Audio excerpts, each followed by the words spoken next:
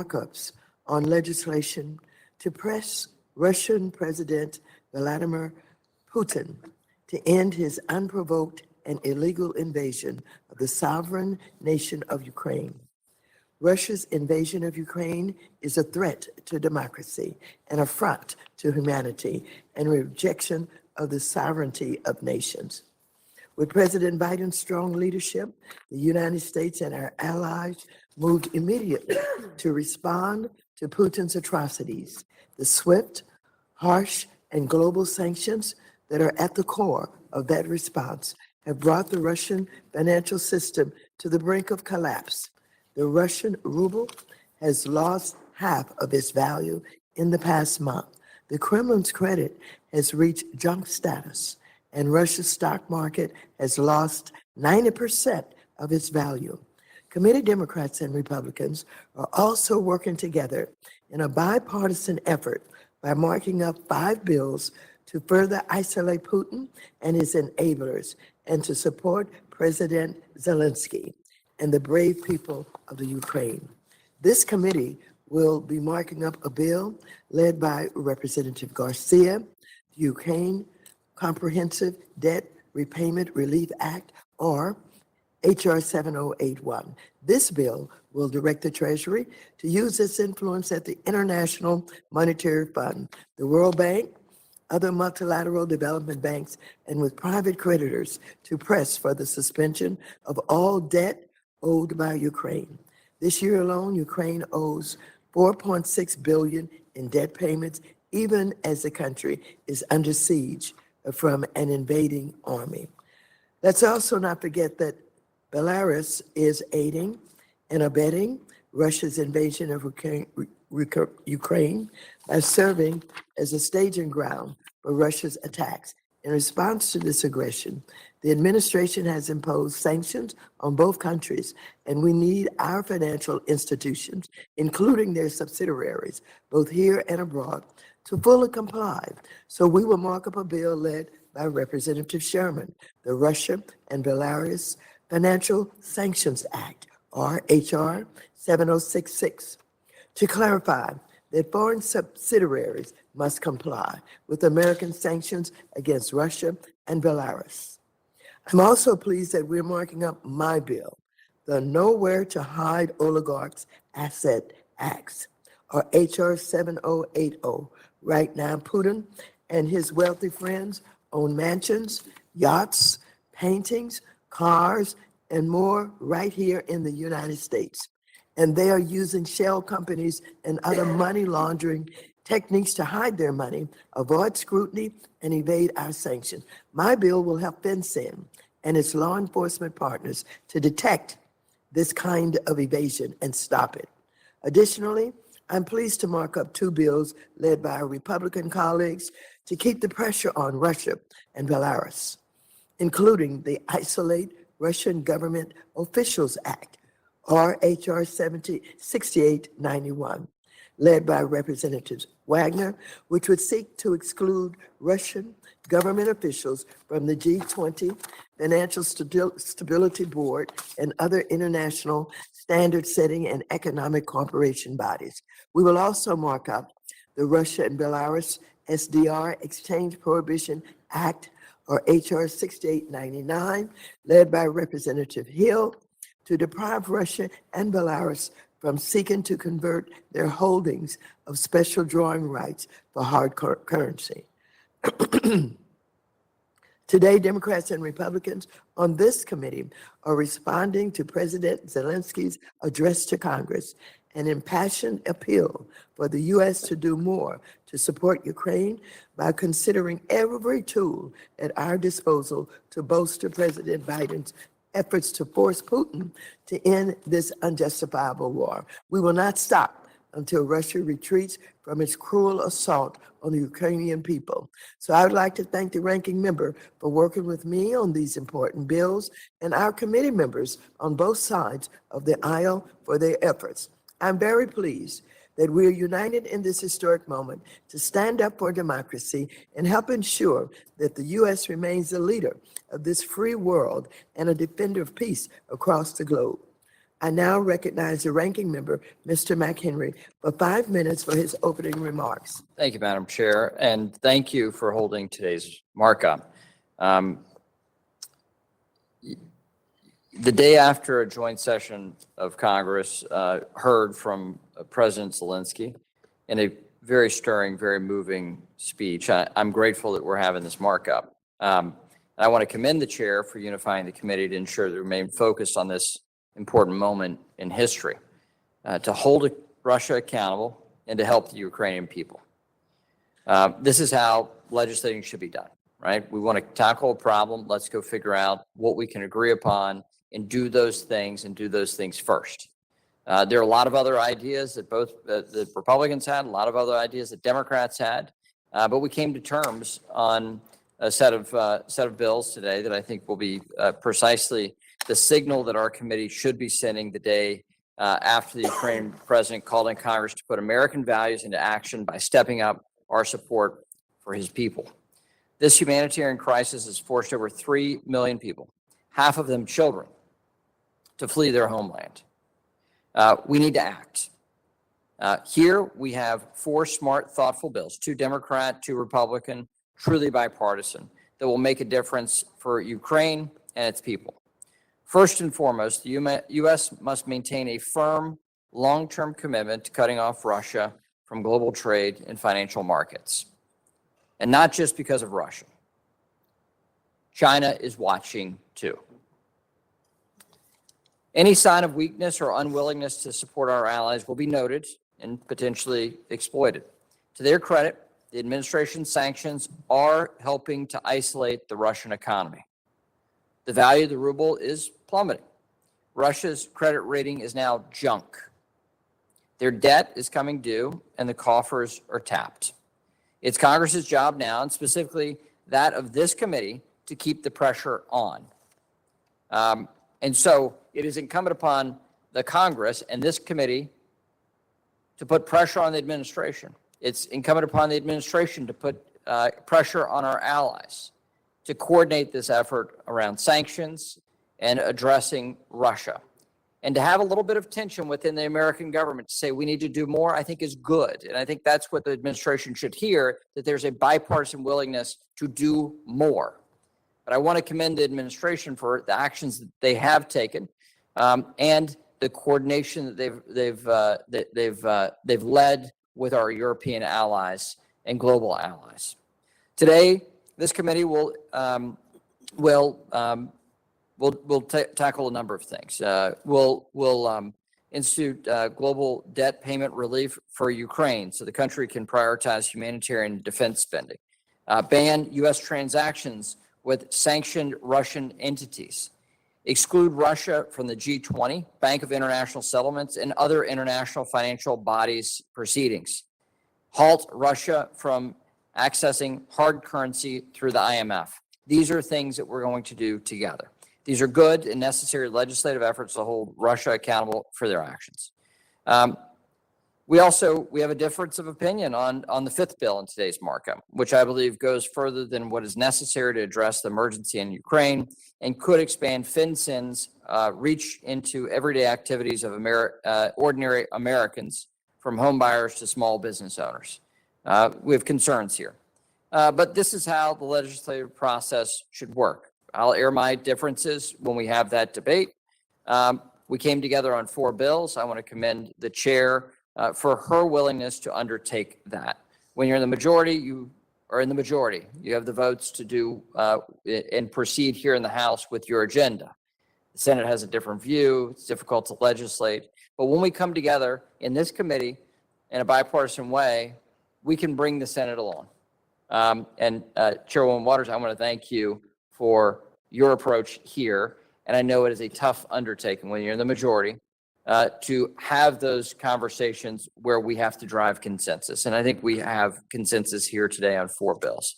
And we're coming together to offer ideas and solutions to address the most pressing issues. And where we agree, we should work together, and we're doing that.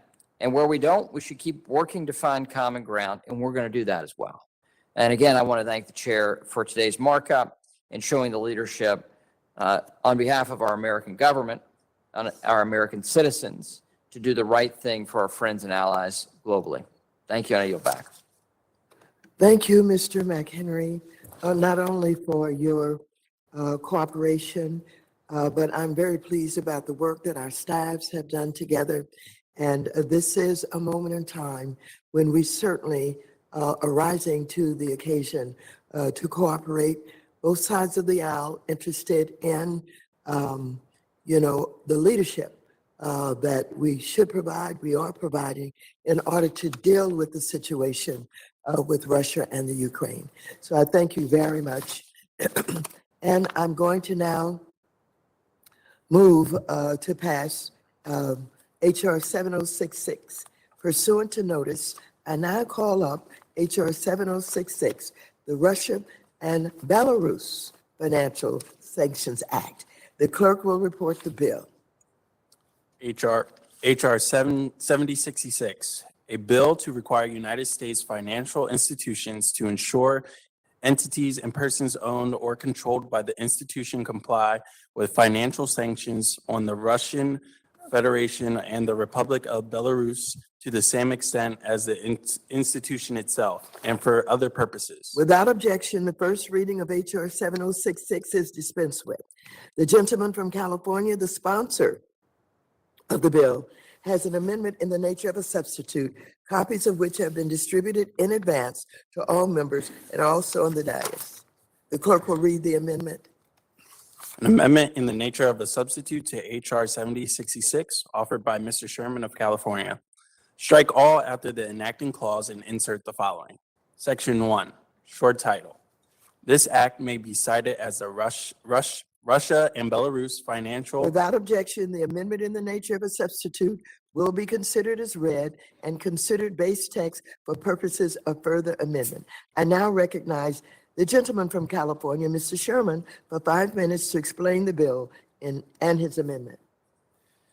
Thank you, Madam Chair. And I think this bipartisan markup will send a message that will be heard 10,000 miles away in Moscow. It will send a strong signal to Russia and to our allies that we are bipartisan in our efforts to impose sanctions on Russia that will hopefully cause Putin to reverse his decision and reverse the direction of his troops. I want to thank Madam Chair and the ranking member and my co-lead on this bill, the gentleman from Arkansas, Mr. Hill, for working with me on this important legislation. The Russian-Belarus Financial Sanctions Act represents a significant step forward in enhancing the effectiveness of our sanctions.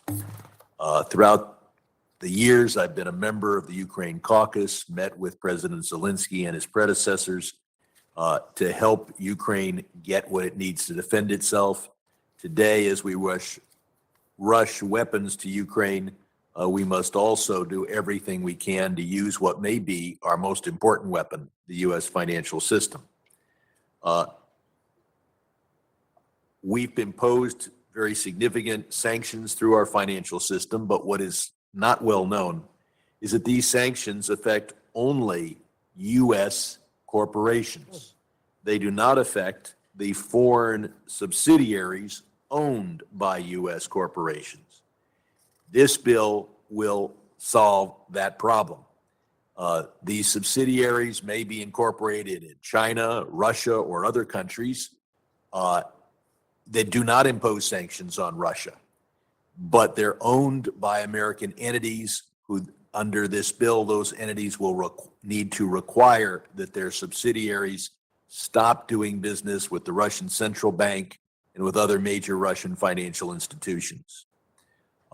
They are required to do everything in their power to ensure any entity that they control, including and especially their foreign subsidiaries, comply with all U.S. sanctions against Russia and Belarus. I want to thank Congressman Hill for being the co-lead on this and since I have some additional time, take a couple of minutes to praise his bill. HR 6899, I'm pleased to be the Democratic lead on that. That is a bill that deals with special drawing rights at the IMF. These are a special reserve asset distributed to each member country in proportion to its shareholding in the fund. Though this can be used to convert to hard currency when a country has a financial problem. But in this case, we want Russia and Belarus to have a financial problem. This bill would state that the U.S. Treasury should refuse to convert any special drawing rights held by the Russian Federation or Belarus into hard currency and oppose the provision of financial assistance from respective institutions to Russia and Belarus. It has an exception for dealing with the humanitarian needs of the Russian and Belarusian civilian populations. It also allows a waiver in the national interest. And finally, since I have some remaining time, I want to indicate that in the Senate, an important bill is being introduced by a group of roughly a dozen senators, giving the administration explicit authority to require that crypto exchanges that are subject to U.S. law stop facilitating transactions with Russian-based crypto wallets. The Ukrainian government itself has repeated its calls for cryptocurrency exchanges to stop providing services for Russian-based crypto wallets. The bill being introduced in the Senate will give the President of the United States the power to move forward with that. I will be introducing a companion bill in the House and look forward to joining with my colleagues to make sure that one of the tools available to the administration is the ability to tell crypto exchanges, if they're doing business in the United States, they can't do business with Russia-based crypto wallets until this crisis is over. With that, I yield back. Thank you very much. I now recognize myself for 5 minutes. I want to thank Representative Sherman for offering H.R. 7066, the Russia and Belarus Financial Sanctions Act. President Biden demonstrated long leadership when he imposed the toughest set of sanctions immediately after Russia invaded Ukraine. He also recognized the importance of building a united front and was joined after months of careful diplomatic engagement with our allies. The effectiveness of our sanctions regime, however, now depends on strong compliance by a wide variety of U.S. financial institutions, including banks, credit card companies, broker-dealers, cryptocurrency exchanges, and mobile wallets. Currently, there's ambiguity as to whether subsidiaries and affiliates of these entities, or whether subsidiaries and affiliates of these entities are subject to such compliance. Mr. Sherman's legislation will clarify that all aspects of these companies, including any subsidiaries and affiliates operating in other countries, must fully comply with the escalating sanctions the United States has imposed on Russia in response to their unprovoked invasion of Ukraine and with Belarus.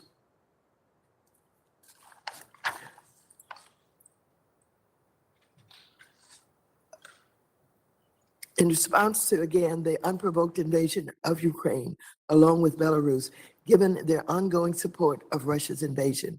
This is a common sense clarification to ensure we're doing all we can to deprive Putin of financial and economic resources that enable his unlawful war against Ukraine. I urge members to support H.R. 7066, and I yield back the balance of my time. Is there further discussion of our amendment to H.R. 7066? If not, the question now occurs on approving the amendment in the nature of a substitute. All those in favor say aye. Aye. Those opposed, no. In the opinion of the chair, the ayes have it, and the amendment in the nature of a substitute is agreed to. The question now occurs on ordering 7066 as amended to be reported favorably to the House. All those in favor say aye. Aye. Those opposed, no. In the opinion of the chair, the ayes have it.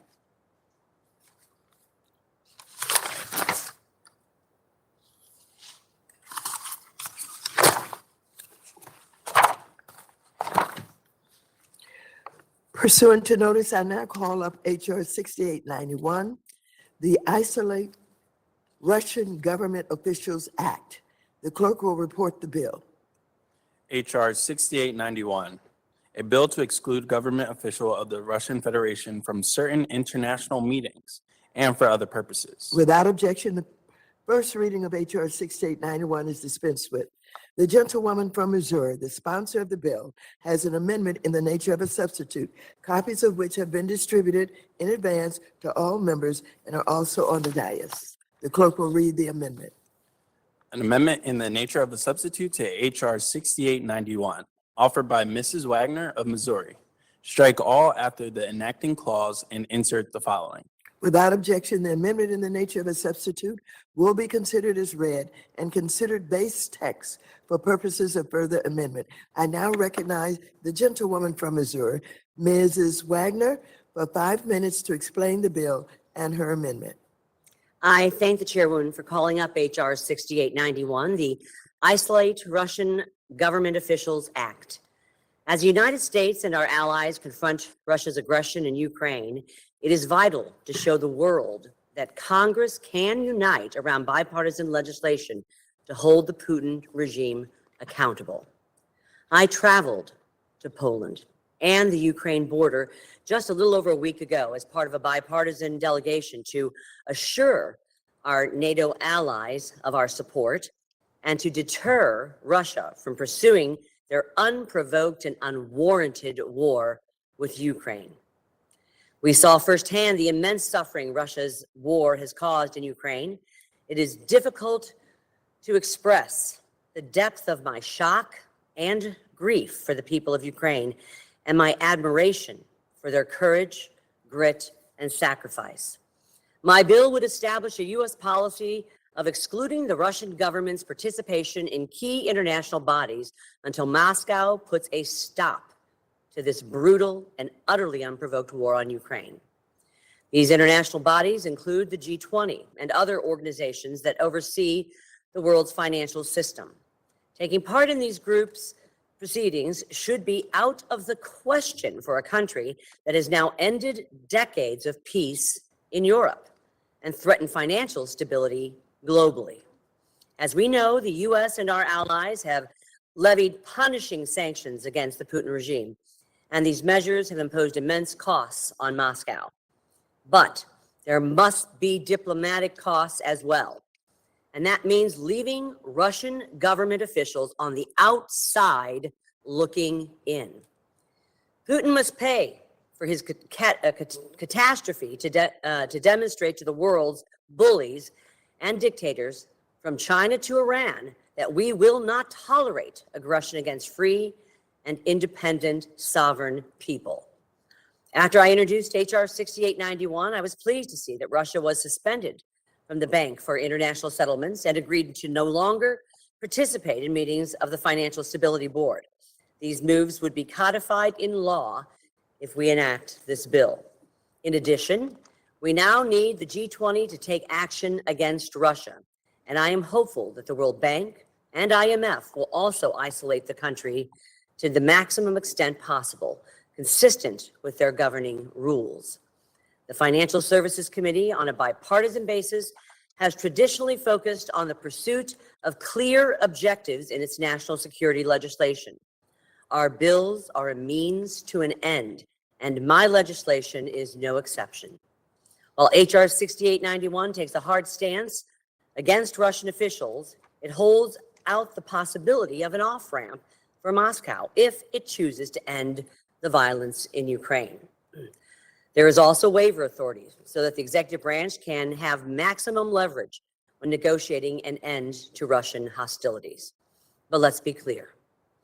Just as launching an illegal and unilateral attack on Ukraine was wholly Putin's choice and his alone, so too is it his choice to bring Russia back into the fold of the international community by ending his war on Ukraine. And I'll end, Madam Chairwoman, by saying this. China is watching our response to Russia closely, and our resolve in the face of Putin's invasion should be a signal to China that it will become an international pariah too if Beijing ever follows Moscow's playbook, benefiting from the participation in international organizations, including the ones in my bill, calls for a basic level of commitment to international order. We mustn't let others take this for granted. Again, I want to thank the chairwoman for her support and the ranking member for H.R. 6891, and I hope we'll soon see its consideration on the floor. I urge my colleagues to support this bill, and I yield back. I now recognize myself for 5 minutes. I want to commend the gentlewoman from Missouri, Representative Wagner, for introducing H.R. 6891, the Isolate Russian Government Officials Act. The Russian government participates, along with the U.S., in a wide range of international organizations that are intended to promote collaboration and harmonize global standards on critical issues like financial stability. However, Russia shattered any notion of international harmony by violating the sovereignty of Ukraine and its people with Putin's unlawful invasion. As such, Russia should no longer have a seat at the table at meetings of a wide range of important bodies, including the Basel Committee and the International Organization Securities Commissions. I applaud the Biden administration for securing the public suspension of Russia from the Bank for International Settlements and Financial Stability Board.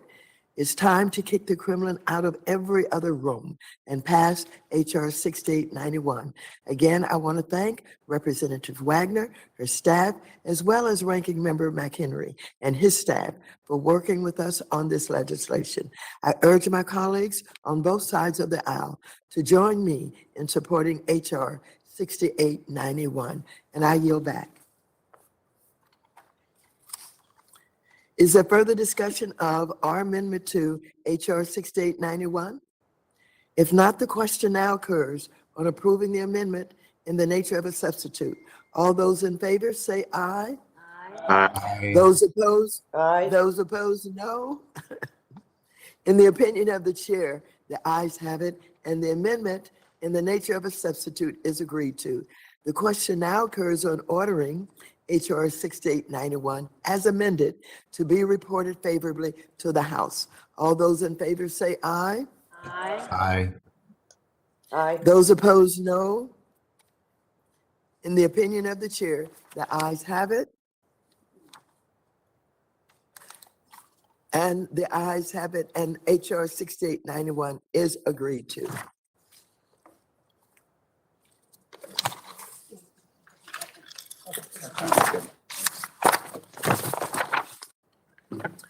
Pursuant to notice, I now call up H.R. 7080, the Nowhere to Hide Oligarchs Access Act.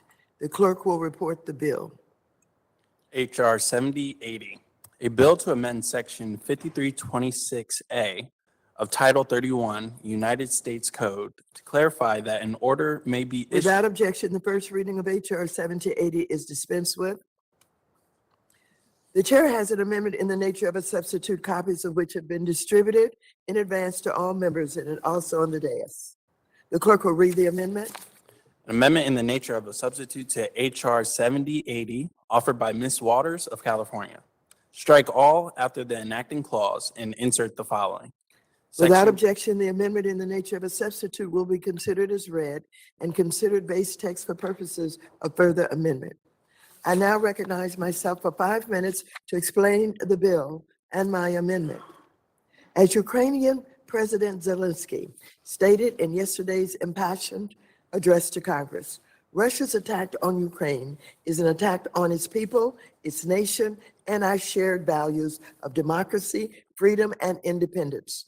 Vladimir Putin and the elites around him, the so-called oligarchs, don't share our values, as evidenced by the billions they have been stealing from the Russian people for decades. The fact that these criminals, who are now war criminals, have been able to amass money, yachts, mansions, art, and other illicit proceeds with minimal recourse fed their belief that they could steal a country too. This is exactly why for years I've been shining a light on the finances and tactics of Putin and his cronies at home and abroad, long before Russia's invasion of Ukraine. The loopholes that Putin and oligarchs like Oleg Deripaska have exploited must be closed, and the tools that the Financial Crimes Enforcement Network, known as FinCEN, can deploy to find these assets must be strengthened. My bill includes authorities requested by FinCEN and is supported by both Transparency International, U.S., and the Financial Accountability and Corporate Transparency Coalition. It would allow FinCEN to better understand how Russian oligarchs, their family members, and the entities they own are working to launder money and evade sanctions.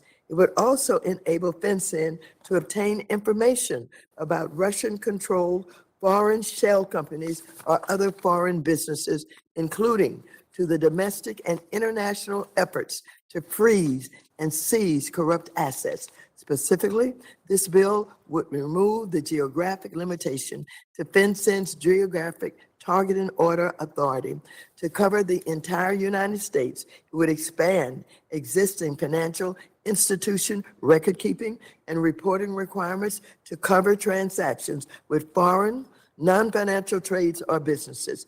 If we're serious about stopping oligarchs from laundering their dirty money through American real estate, American banking, and other sectors, then we must empower FinCEN to fully investigate and pursue these bad actors whenever and however they try to hide. This bill will help make it clear to Putin and his corrupt regime that the United States will not tolerate their illicit activities. So I urge my colleagues to support this bill, and I yield back the remainder of my time. Move to strike the last word. The gentleman from North Carolina, Mr. McHenry, is recognized for 5 minutes to strike the last word. As I mentioned at the beginning of the markup, this is one of the areas where we could not come to terms. And there are a number of reasons why we cannot come to terms. But let's be clear, this bill isn't actually about chasing Russian money laundering. It's about expanding the powers of FinCEN domestically in a substantial way. First, we legislated a change last Congress to FinCEN's authorities. And as a part of the requirement of that new law, FinCEN is required under law to testify before this committee. They've not done so. We've given them new authorities, but we've not had them come before us to explain how they're using it and how they're implementing that law that we passed last Congress. That's number one. And this bill would radically expand their authorities beyond which we radically expanded their authorities last Congress. I have concerns about that. The concern I have about this bill is that it will reach into everyday lives of innocent Americans, and there are no guardrails at all. As drafted, this bill would permit the federal government to force U.S. citizens who have been helping Ukrainian businesses to file reports with FinCEN. FinCEN could then retain those transaction records for years, including the name and address of every party involved, without a limit on dollar amount. For example, we know that Americans are supporting Ukrainians through Airbnb. Well, if you want to do the same thing with an actual Airbnb in Kiev or Odessa, FinCEN may have some forms to fill out for you.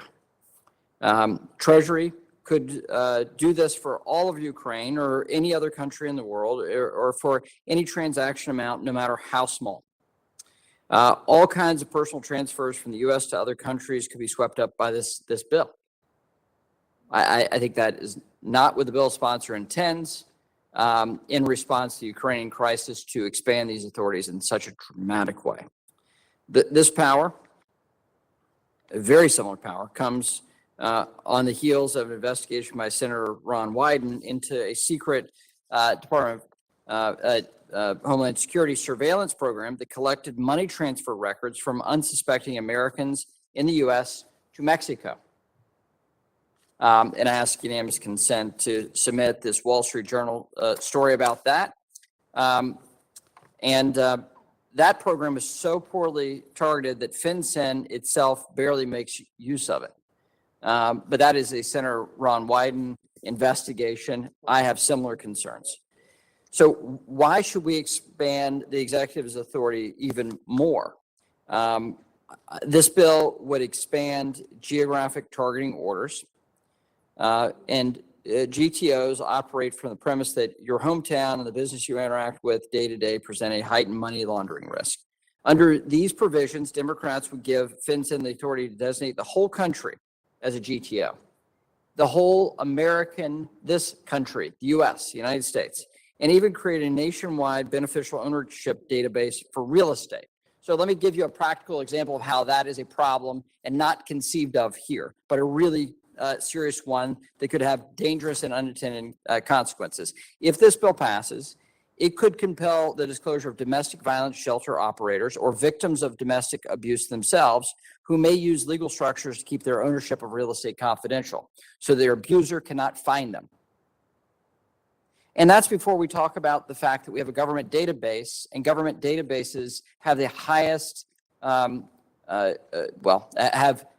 not have the type of securities that private databases have, and have a heightened breach risk. So under this same provision, Americans would be exposed to criminal penalties if they don't report, and I don't think anyone wants that. At a minimum, this committee needs to hear from FinCEN before moving forward with something as expansive as the bill we're considering today.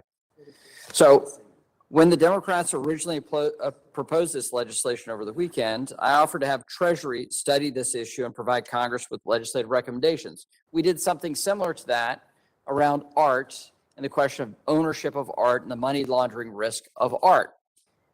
We should ask these questions before we engage. We should have better data before we engage like this and give new authorities that are unlimited to the executive branch, regardless of party. And we need to make sure that safeguards are here as well. So we need data before we can actually act here. And what we found is with the request from Treasury on a report about art as a money laundering risk, it's surprisingly a small risk. So let's understand before we act. And Madam Chair, I appreciate the intent here. And given this broad brush of authorities to FinCEN, I don't think is the right approach, especially in the midst of a real international crisis, to give an unlimited amount of power on an unlimited basis to the executive branch for something that we hope is a temporary endeavor and temporary challenge with Russia and their aggression in Ukraine. So I oppose this bill, and I request a no vote from members and urge members to vote no on this bill. Yield back. The gentleman from Georgia, Mr. Scott, is recognized for 5 minutes to strike the last word. I move to strike the last word, and I yield my time to Chair Lady Waters. Thank you very much. I'd like to respond to what has been said by Mr. McHenry relative to FinCEN already has sufficient authorities to pursue bad actors and include non-financial trade or business transaction goes beyond their mandate. Let me deal with that. Currently, if FinCEN wants to ask a correspondent bank about transactions with a yacht broker and clothing a yacht on behalf of a known Russian oligarch, FinCEN can do that. But if the entity trying to offload the yacht is a shell company under the current scope of the authority, FinCEN would not have the ability to pursue further information about this transaction. Expanding the record-keeping and reporting requirement to include non-financial trade or business transaction gives FinCEN unambiguous authority to pursue oligarchs and other bad actors trying to hide and launder their dirty money, even when it's under layers of shell corporations and front companies. Further, I'd like to deal with what the ranking member has said when he said this is a new sweeping authority that has not gone through regular order. While these changes are being presented here today, both authorities have been in place for decades. I've been warning of the need to pursue the oligarchs and their dirty money for years, and I made this a priority when I became chairwoman of this committee. We took a number of significant steps when this committee passed the landmark Bipartisan Anti-Money Laundering Act of 2020, the Representatives Maloney's Corporate Transparency Act, and other legislation like Representative Lynch's Kleptocurrency Asset Recovery Rewards Act. This is another step in that direction, allowing FinCEN and its law enforcement and national security partners to request information, for example, on foreign shell companies that are not technically foreign financial agencies, or to combat evasion of targeting orders simply by shifting a reporting entity or target's activities to the country next door, or the county next door, to the order's geographically limited area. Further, this is a step that's needed now due to this ongoing crisis. The contributions that this information can make to combating Russian, Belarusian, and other supporters' money laundering, asset hiding, and sanctions evasion could provide invaluable to efforts to seize, freeze, and squeeze those responsible for these war crimes.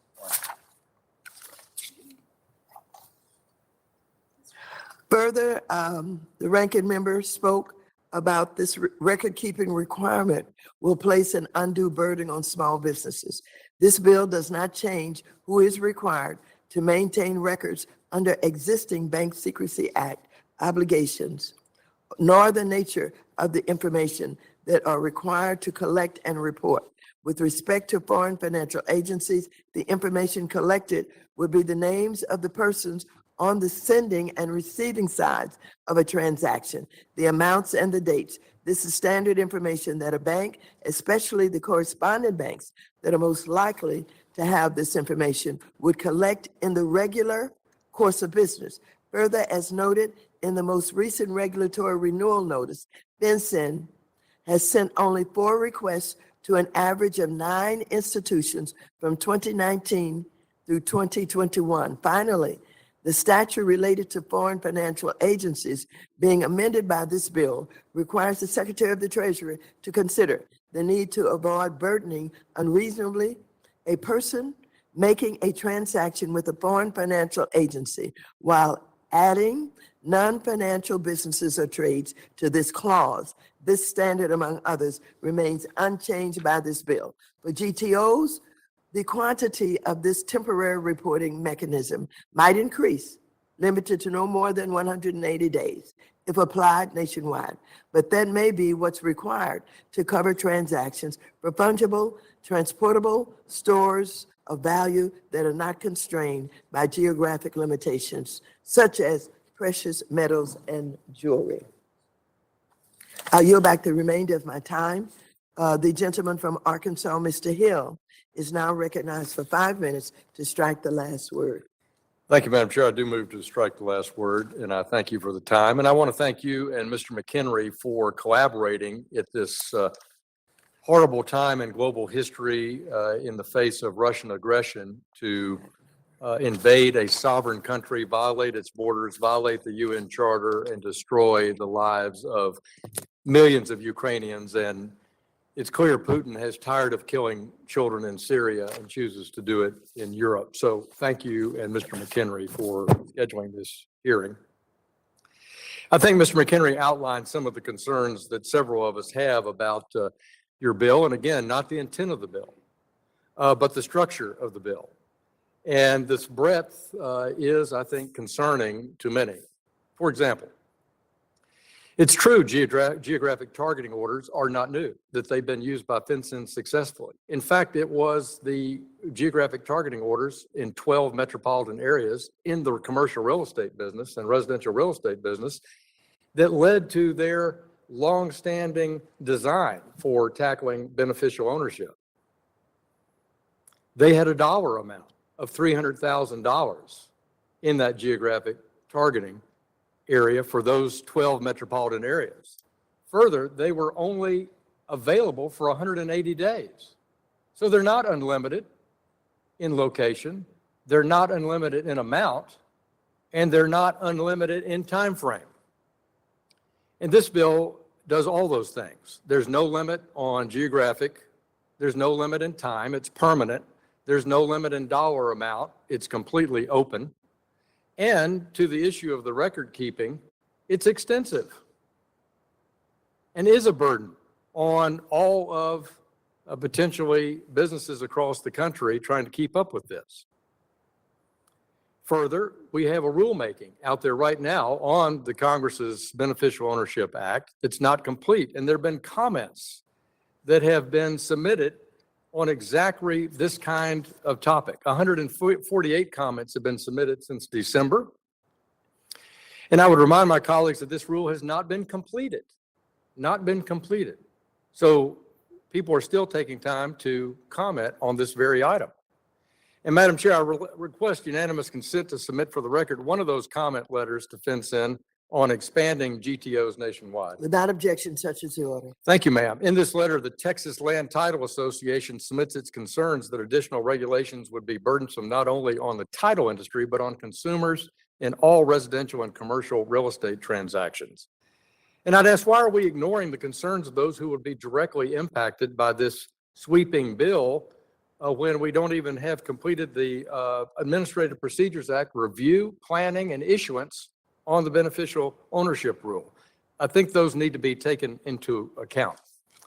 So obviously, no one on this side of the aisle is against the kleptocracy investigation in the United Kingdom, in Malta, in the United States, in Panama, in the Isle of Guernsey. We are all on the same page that we want to do that. And I would remind my friends on the other side of the aisle that every financial institution subject to AML and BSA standards has a obligation, a legal obligation with legal liability to report any suspicious activity, any suspicious name, any suspicious entity. And the beneficial ownership rules will help that because it looks for the non-transparent ones. And as a result of the Patriot Act, anyone who's politically connected is under extra scrutiny by these financial institutions. And I mean, it can just be a former member of a legislative body, a former official of a government, and they get extra scrutiny. So I believe that the tools are there, and I could be supportive of this if it had a time frame limitation, a focus on kleptocracy, people associated with Russia and Belarus that had a dollar amount. But we don't have that in this bill, and therefore, reluctantly, I have to oppose it and urge my colleagues to oppose it as it's written today. And let me yield back to the chair. Will the gentleman yield? I would yield to the ranking member.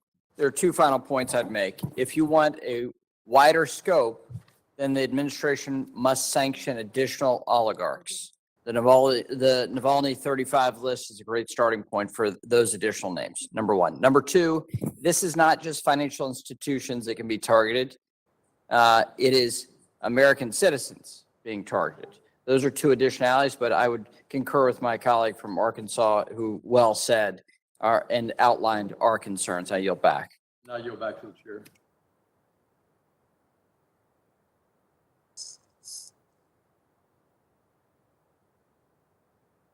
Gentlewoman from North Carolina, Ms. Adams, is recognized for 5 minutes to strike the last word.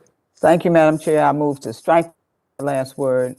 I am extremely proud to support your legislation, HR 7080. This legislation gives FinTech the teeth that it needs to the Russian oligarchs who are propping up Putin's corrupt regime. We've already heard repeatedly from Ukraine President Zelensky that his country is staring down annihilation. And he's given us our marching orders: isolate Russia and help safeguard Ukraine. And that's what we're doing here today. We're standing up to the bullies on the global stage, protecting the vulnerable among us in the international order. That's because every one of us on the committee recognizes the same fact, that Russia's invasion of Ukraine poses a mortal threat to our international order. And so I'm proud of our response here in the Congress. And I'm also proud of the work that this committee has done to rise to the occasion. And so we're here today because of the bipartisan work that you do, that our ranking member, Mr. McHenry, have done. We can honestly say that some of our policy debates can get a bit heated, but today we're putting up our smaller disagreements, we're putting those aside, doing the right thing for not just Ukraine, but for our country and every other nation in the world. History has taught us that the perils of giving into the whims of authoritative leaders, that's not good. And today we are affirming on a bipartisan basis that we, the Congress of the United States, are not going to let that happen. So with that, Madam Chair, I want to urge everyone here to vote in favor of your legislation, and I yield back. Thank you very much. The gentleman from Ohio, Mr. Davidson, is recognized for 5 minutes to strike the last word. Thank you, Chairwoman, and I do move to strike the last word. We are all rightly concerned about Vladimir Putin's unjust invasion of Ukraine and the power that he and his oligarchs wield, and a lot of that is financial power and the wealth of Russia that, frankly, they confiscated from the people of Russia. The problem is that the premise for so many of these good ideas it's like the Patriot Act. This is essentially the financial version of the Patriot Act, which also had a great title and a great ostensible purpose, but we've seen how it's been abused. We're spying on American citizens. We're essentially building a police state that so far is mostly operated very benignly, but all the tools of a police state in order to defeat people, we're undermining the principles and values that make America free. The Fourth Amendment does not say that if you have nothing to hide, you have nothing to fear. The Fourth Amendment creates an expectation of privacy. And American citizens do have an expectation of privacy with their own financial transactions. Currently, this bill would gut that. It essentially grants an unlimited amount of authority, geographically and otherwise, to FinCEN to collect data on all transactions in order to stop some transactions. And unfortunately, freedom surrendered is rarely reclaimed. We fought for a generation now to rein in the freedom that was surrendered in a bipartisan fashion with the Patriot Act. I hope we can see how this could be abused. Mr. McHenry just highlighted how Homeland Security has used the cover of a foreign transaction. People want to wire money back home to Mexico or other countries, and Homeland Security was spying on those transactions. But this would be any transaction anywhere in the United States, including the American citizen. And we should not start with the top up and focus on the banks and the institutions. We should start with the individual U.S. citizen and protect those rights and build up from there. So I think the wrong premise is that we can somehow become more like a police state in order to defeat a police state. We should be more like America and defend the principles and values that make our country distinct. And in that sense, we will inherently prevail. When you look at countries around the world, we saw an incredible infringement of civil liberties around the world during the COVID pandemic.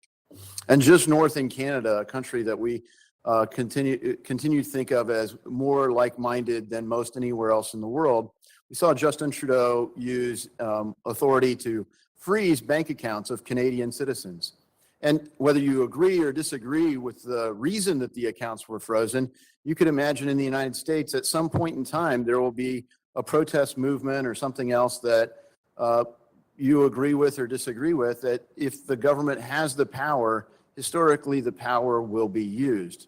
So if you think in our own country, when the BLM movement was going on in the wake of George Floyd, lots of the folks marching and protesting then didn't like the present administration at the time.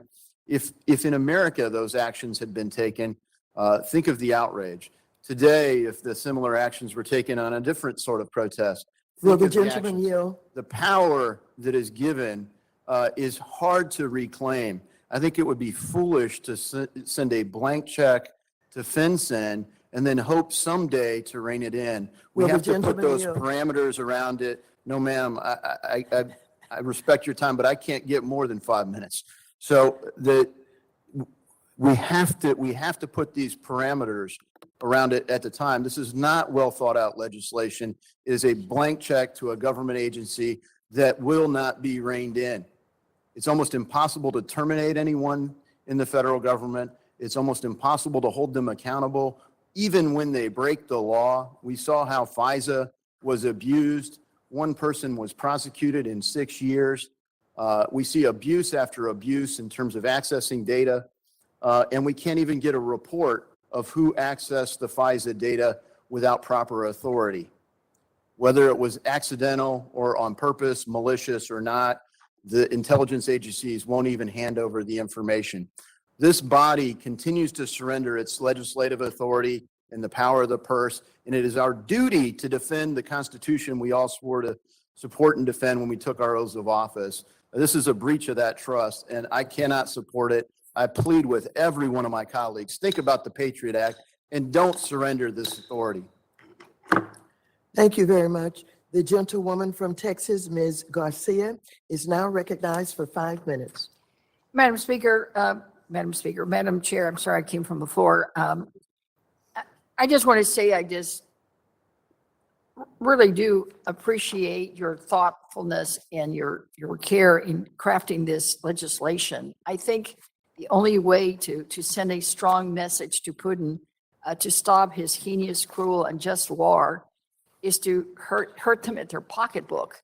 Hurt them at their pocketbook. That's where it's really going to make a difference. So I support your legislation and look forward to voting for it. And with that, I yield my remainder of my time to you, Madam Chair. Thank you so very, very much. I appreciate the concerns that have been offered by Mr. Hill and Mr. Davidson. And I would remind them that we heard an impassioned plea from the president of Ukraine yesterday, and members sat and literally shed tears when they saw the video clips of what was happening in Ukraine with the bombing and the destruction that is going on. I know that the members on both sides of the aisle would like to do everything possible to assist Ukraine at this time when so much is at stake. And so not only did he share with us information, but he made a plea to us. And so I would like very much to ask either, perhaps Mr. Hill, you mentioned that if this bill had included a time certain by which this would be executed, what you referred to in your own words was, if there had been an opportunity to amend the bill so that we would not be given the extra power to fence in forever. And you didn't use the word repeal, but I use it because certainly that's what we have the power to do, that you would be more inclined to support it. I'd like to yield to you to ask you if you would like to work with me on such an amendment prior to this bill going to the floor that would give you the opportunity to support it. I yield to you, Mr. Hill. Well, I thank the chairwoman. I think the key administrative issues to narrow it would certainly be, first and foremost, that it have a sunset. The traditional sunset at FinCEN has been 180 days. It's renewable, which is why these targeting orders have gone on, but it's 180 days. Secondly, is the issue of who is being targeted. And perhaps that's the most important to Mr. Davidson's comments and the ranking member's comments. There's nothing here that refers to Russia or Belarus or the kleptocracy supported by those two entities.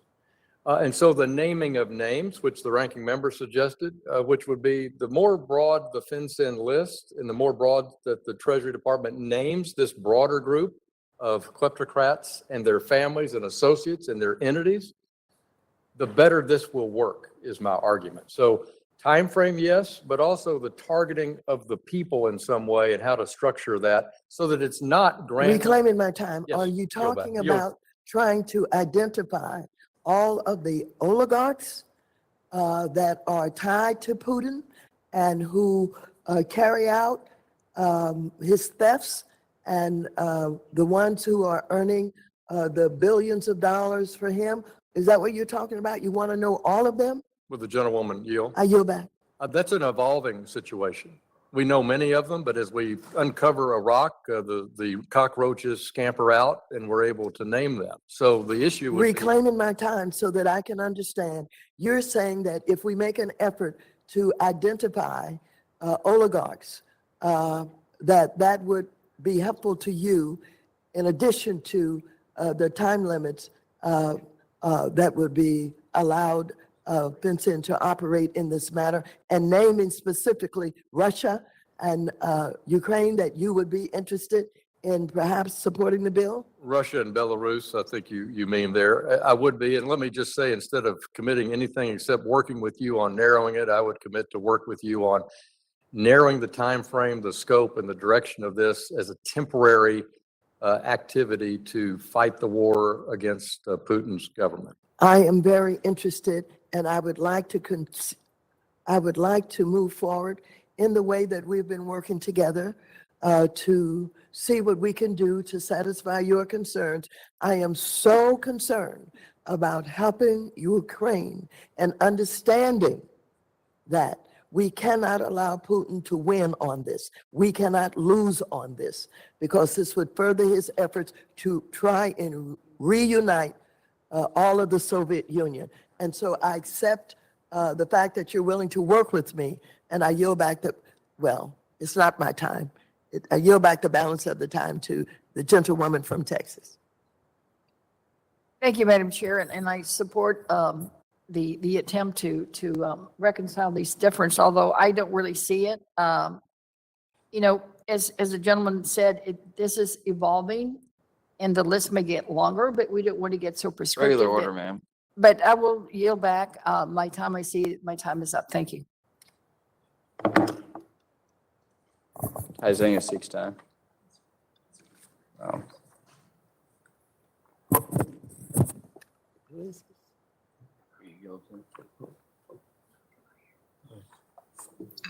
The gentleman from Missouri, Mr. Lukemeyer, is recognized for 5 minutes to strike the last word.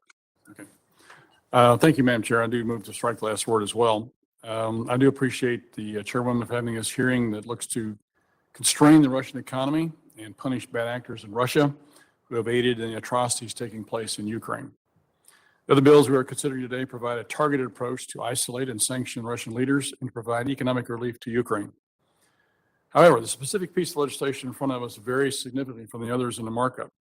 While I appreciate the comments of the chairman, I would align myself with the ranking member, Mr. Hill, Mr. Davison's remarks, and I appreciate your comments and dialogue with Mr. Hill here. I think this is going in the right direction because I have the same concerns, and I think that this is very, very constructive, and I certainly would support the continued dialogue act because I believe that this legislation would drastically increase the authority given to FinCEN to issue a geographic targeting order, or GTO, which currently GTOs allow FinCEN to require additional recording and reporting in specific geographic locations aimed at combating money laundering.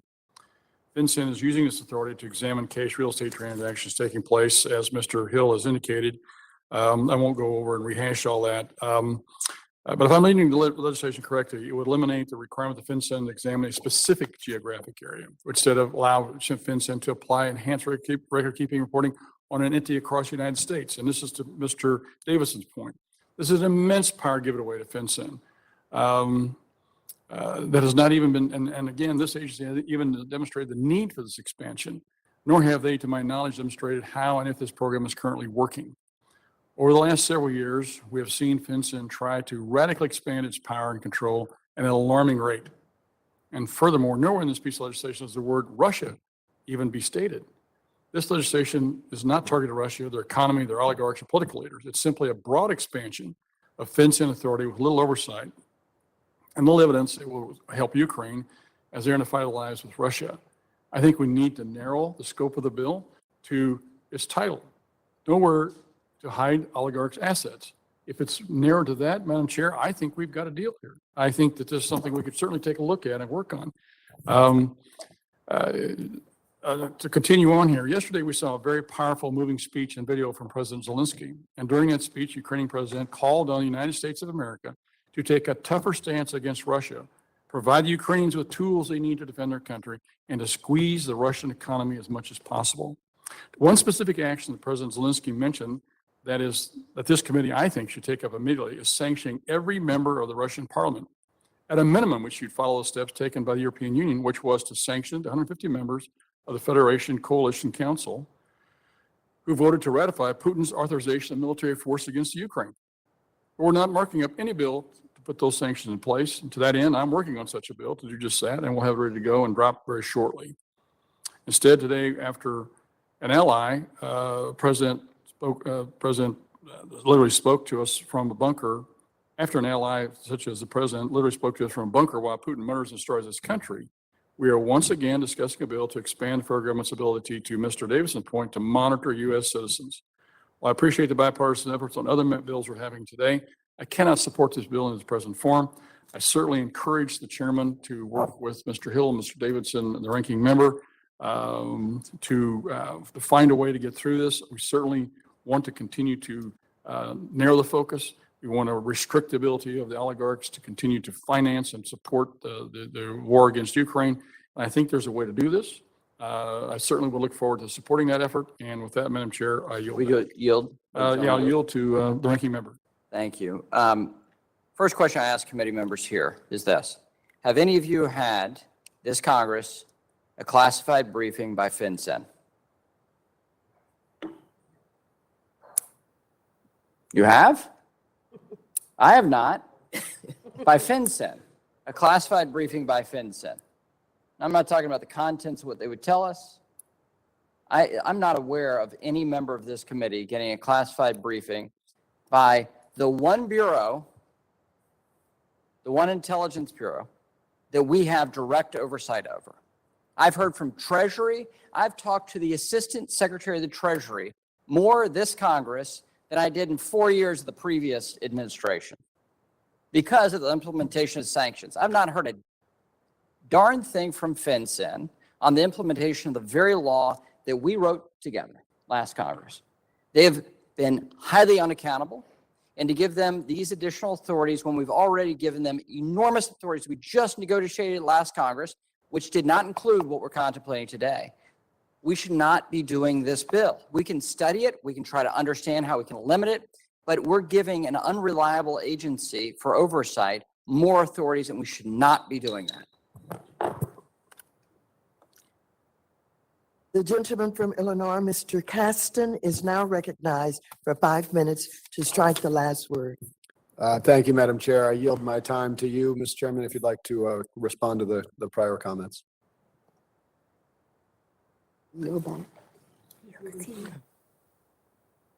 Thank you very much, Mr. Caston. I appreciate so very much yielding additional time. Let me just say that if the issue or issues that I've heard from the opposite side of the aisle, time limitations, afraid of a creep into domestic issues, unhappiness that no one has had a classified briefing, we can work on all of those.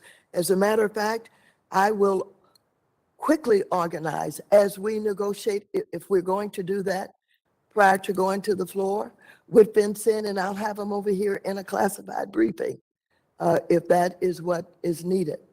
And so I am, as you can see, I'm anxious, I'm committed, I'm worried that if, in fact, Russia gets into the capital, Kyiv, and take over, it may be over for Ukraine.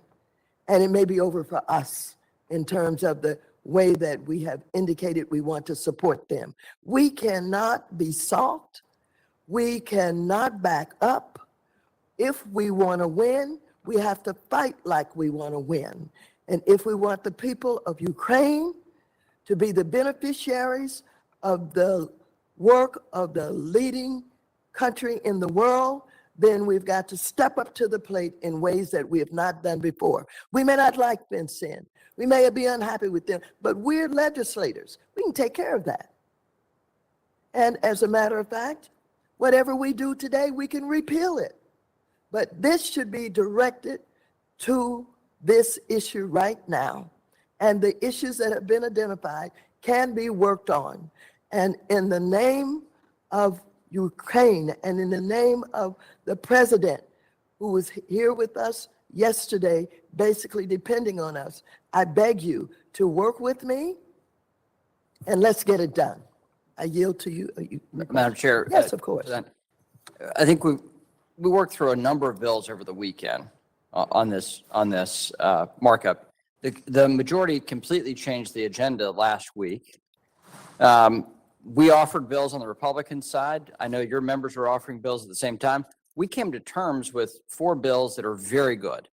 If this bill, Madam Chair, you were offering the bill to sanction a huge swath of Russian nationals, I would vote for it without question, But to give FinCEN new authorities to monitor American citizens in the name of getting at Ukraine and the name of getting at Belarus and Russia, I'm skeptical of it. And the onus is on American citizens here in a way that we should be focused on the Belarusians and the Russians in a very vigorous way. So I support you in what your intent and the outcome is. The mechanism to do that, that's my real concern. It's more of a civil liberties concern than anything else.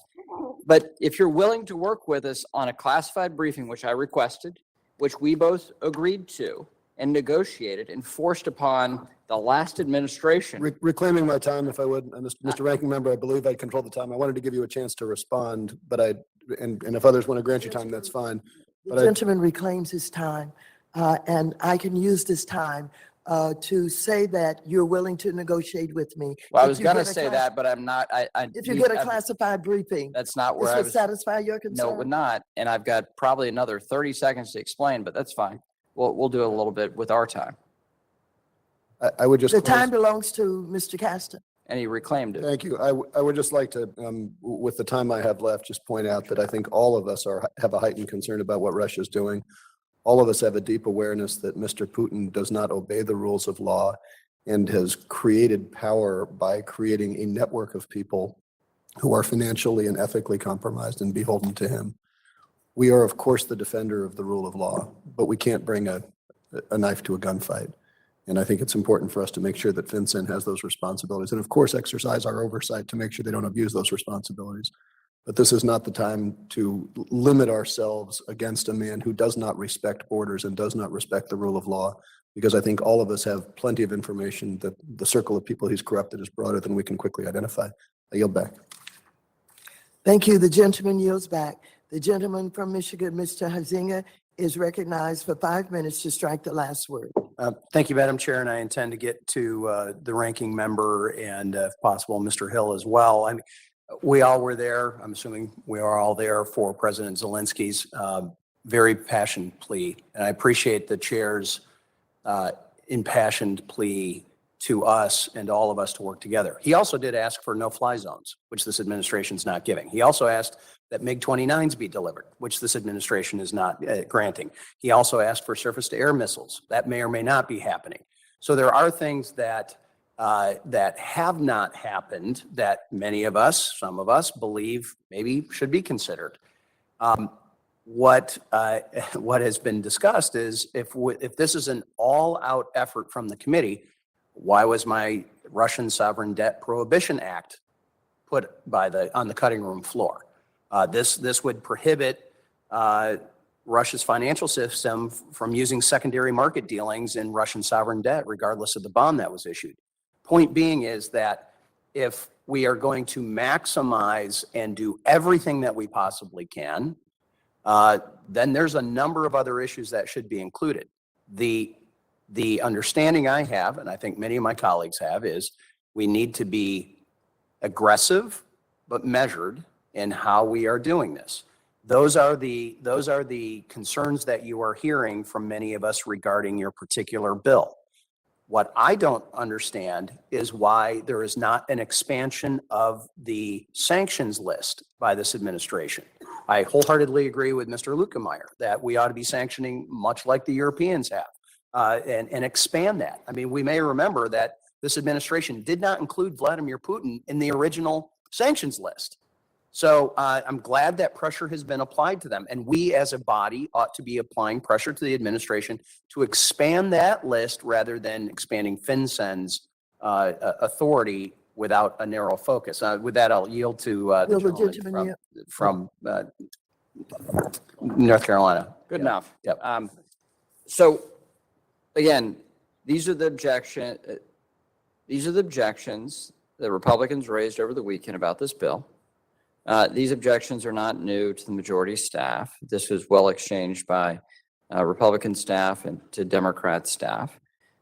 These are the things that we have to ensure, the protections for American citizens we have to ensure are a part of this bill, but part of this law. We have to understand the contours of it. And we don't have data on the contours of it. If we had data on the contours of this and that is justification, we could pursue this. If this were the traditional sanctions regime, which the administration has done a nice job with, and we expanded that, absolutely. But this is an approach to a foreign policy problem and a foreign aggression problem that would give permanent expansion of rules domestically against U.S. citizens. That I have a deep concern about, that cannot easily be resolved by simply moving dates or a few words added to this bill. That's where I was going to end when Mr. Caston reclaimed his time, as he's entitled to do. But the final thing I'll mention is this. I hope this raises for both Republicans and Democrats a concern about FinCEN. The fact that they have not subjected themselves to congressional oversight, and they have quite resisted it over the last couple of years. This committee has never received, in the history of FinCEN, a classified briefing on FinCEN's activities. We are the only committee that oversees FinCEN on Capitol Hill. We have to have our proper oversight. We have committee members on the Intel Committee that sit on this committee. They know how important it is to have proper oversight over intelligence bureaus, especially those that have a massive amount of data collection capacity. We need to show our proper and necessary oversight over that agency, not expand its roles, and not use the suffering of the Ukrainians as a mechanism to expand the role of a financial intelligence bureau of the federal government. And so I continue to oppose this bill. It's not easily resolved through a few language changes, nor just a single classified briefing that we deserve. And with that, I yield back. Yeah, reclaiming my time, I support that and I yield back. Thank you. The gentleman from Connecticut, Mr. Himes, is recognized for 5 minutes to strike the last word. Thank you, Madam Chair. I move to strike the last word.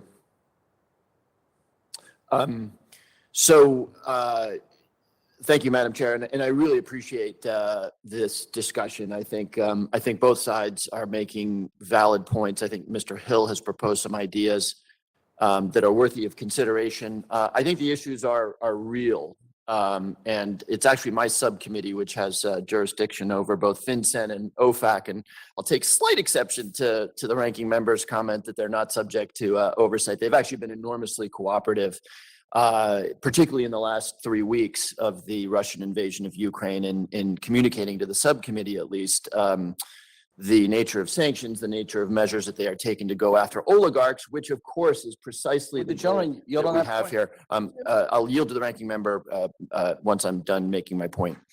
I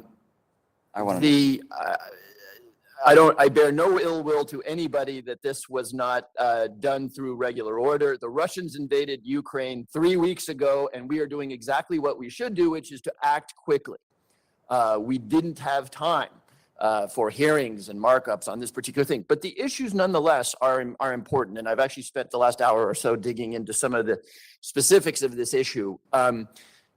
The concern I have, which I think is being expressed by the minority fairly well, which is the GTO authority is already fairly broad. The FinCEN can go to a municipality, they can go to a state and impose record keeping and ultimately information transition to FinCEN requirements. Statute as it stands is ambiguous about whether FinCEN can make a national request. And this bill, after an hour or so of talking to FinCEN, would remove that ambiguity, giving FinCEN clear authority, which is currently ambiguous, that they could make a national request for record keeping. So theoretically, they could say to every auto financer that, or more appropriately, auto dealer, that the dealer needs to keep records and transmit data on cash transactions over $10,000 or $5,000. That's actually a pretty big deal. And I appreciate the Republicans making that point.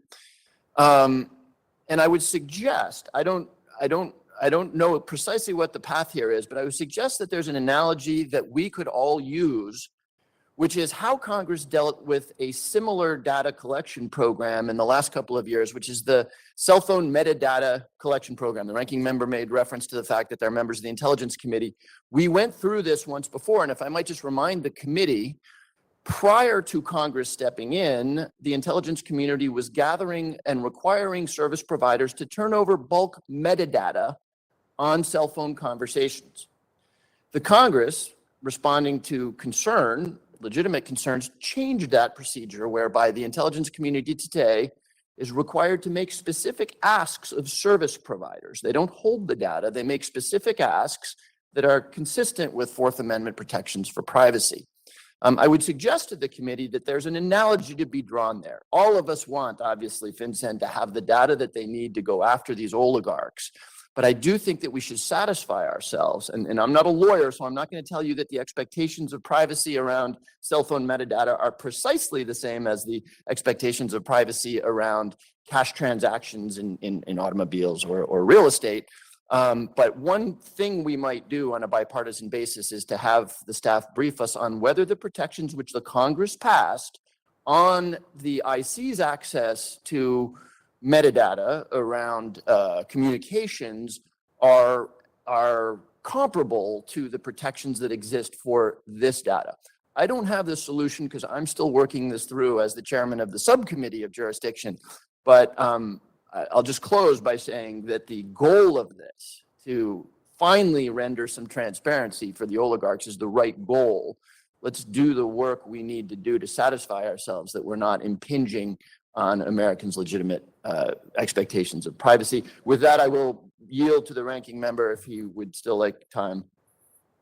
Mr. McHenry, I'll yield the remaining. Well, I thank you. And you have logically laid out a number of concerns. You are a member of the Intelligence Committee from the Financial Services Committee.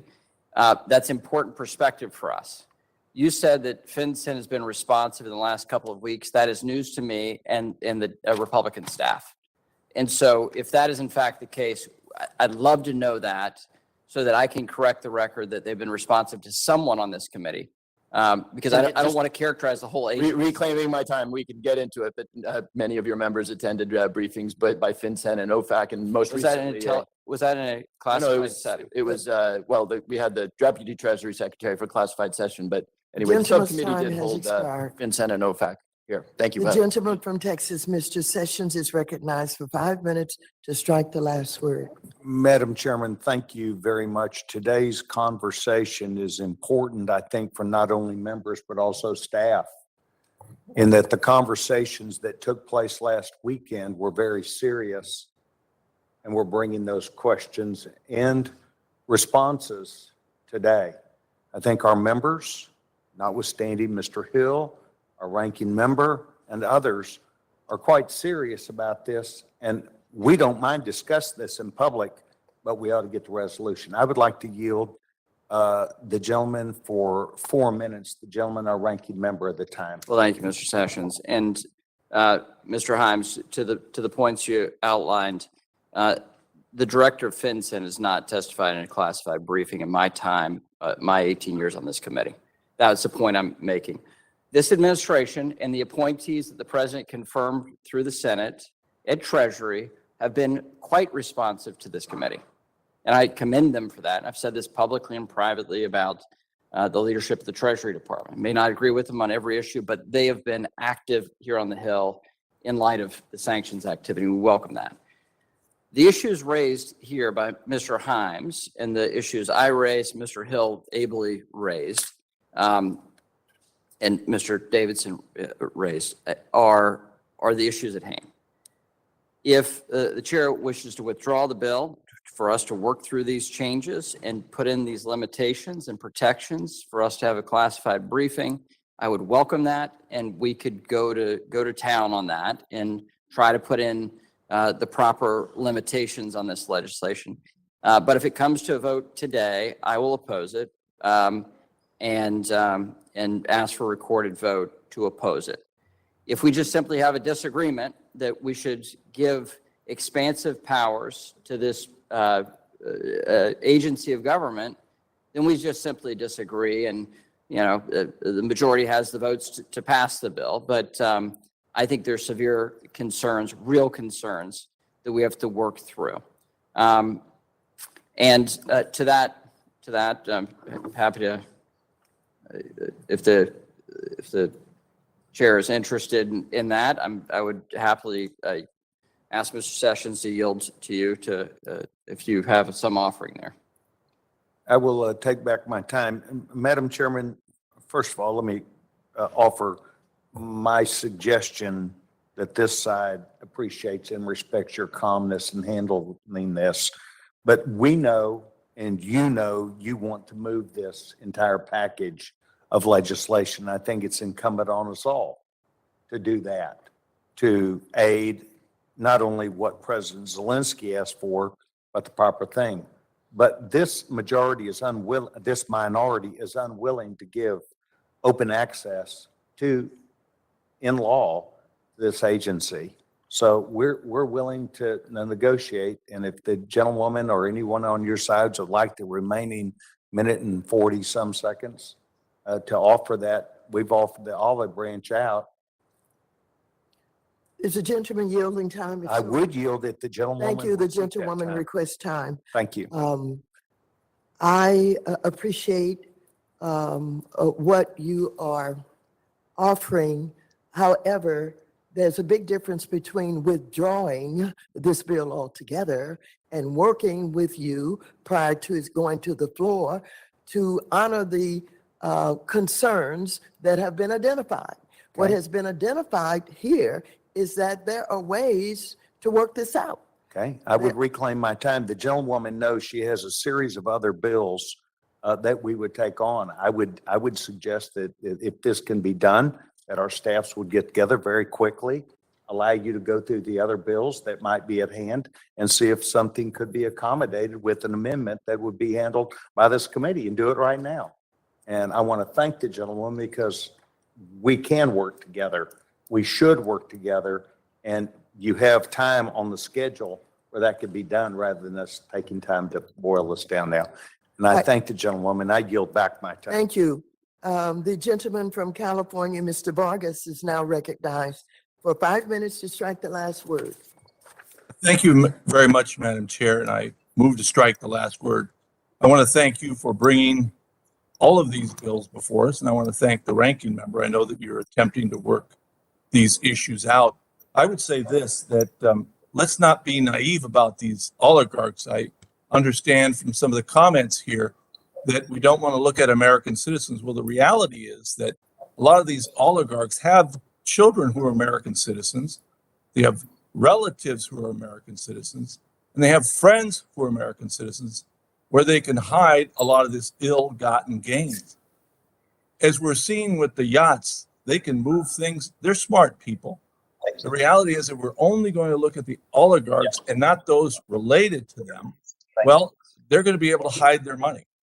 I think that we have to look at people related to them, not just people who are Russian or from Belarus. We have to look at the people associated with them too. Otherwise, we're going to give them a huge opportunity to hide their money. Again, they're intelligent people. They can figure this out.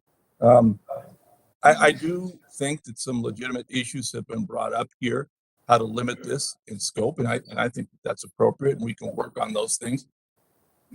But it's not lost on me that this is the chair's bill. And there seems to always be this issue, let's have bipartisanship except for the chair's bill. So we have bipartisanship with all the other bills, we work on them, but when the chair has a bill, which I think is a very good bill, all of a sudden, no, we're going to fight that thing tooth and nail. No, we can't fix it. You know, we have all these issues associated with it, and we can't fix it. And I just disagree with that. Obviously, there's some issues here that could be toned down, can be worked on. And I hope you don't withdraw your bill. And with that, I would yield to you if you'd like any time. To the chair.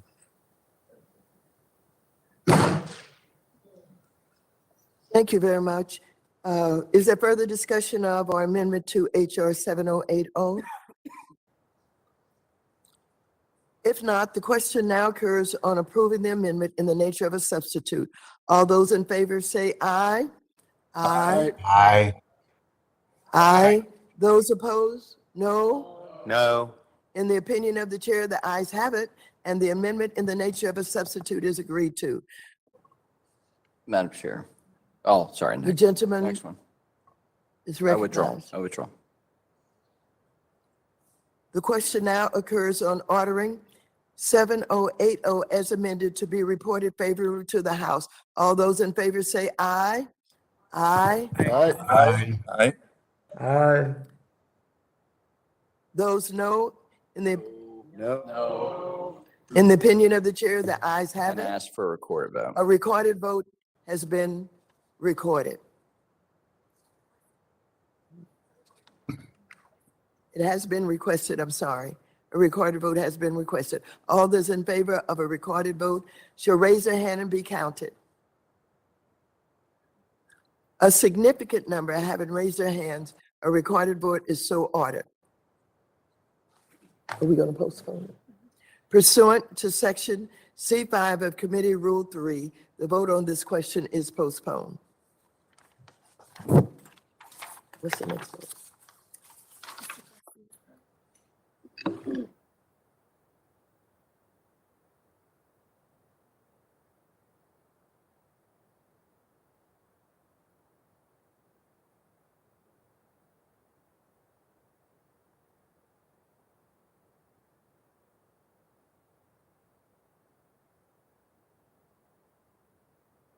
Pursuant to notice, I now call up HR 7080, the Ukraine Comprehensive Debt Payment Relief Act. The clerk will report the bill. HR 7081, a bill to seek immediate bilateral, multilateral, and commercial debt service payment relief for Ukraine. Without objection, the first reading of HR 7081 is dispensed with. The gentleman from Illinois, the sponsor of the bill, has an amendment in the nature of a substitute, copies of which have been distributed in advance to all members and also on the dais. The clerk will read the amendment. Amendment in the nature of a substitute to HR 7081, offered by Mr. Garcia of Illinois. Strike all after the enacting clause and insert the following. Section 1. Without objection, the amendment in the nature of a substitute will be considered as read and considered base text for purposes of further amendment. I now recognize the gentleman from Illinois, Mr. Garcia, for 5 minutes to explain the bill and his amendment. Thank you, Madam Chair and Ranking Member McHenry for holding this hearing. Madam Chair, I rise in support of my bill, the Ukraine Comprehensive Debt Payment Relief Act, which will provide Ukraine with urgently needed relief from crushing debt payments to international financial institutions like the IMF and the World Bank. This is a no-brainer. The international community needs to stand with the people of Ukraine while they defend their country from Russian aggression. Now is not the time for these development institutions to come collecting debts. Ukraine needs all the money it can get to defend itself and, after the war is over, focus on reconstruction. Just this year alone, Ukraine owes $4 billion. The total amount that they owe is over $20 billion. Billions of dollars in loans, interest payments, and surcharges will hold Ukraine back, not only during this war, but for decades to come. I have criticized institutions like the IMF before for holding developing countries back with unsustainable debt and crushing austerity. Ukraine alone owes tens of millions of dollars in surcharges to the IMF each month as a penalty for owing too much money to the IMF. It's absurd. Let's change course. Let's set the people of Ukraine up for success in defending their country against Russian aggression and in rebuilding a rich, robust Ukraine in peacetime. So I thank my colleagues, Representative Himes, Representative Scott, Representative Ocasio-Cortez, and Representative Quigley for their support. And I urge the committee to support this simple but urgent bill. I yield back. Thank you. The gentlewoman from Ohio, Mrs. Beatty, is now recognized for 5 minutes to strike the last word. Move to strike the last word. First, let me say thank you, Madam Chair. I want to express my thanks to you and your staff, to the ranking member for working with me to include a provision in this substitute amendment.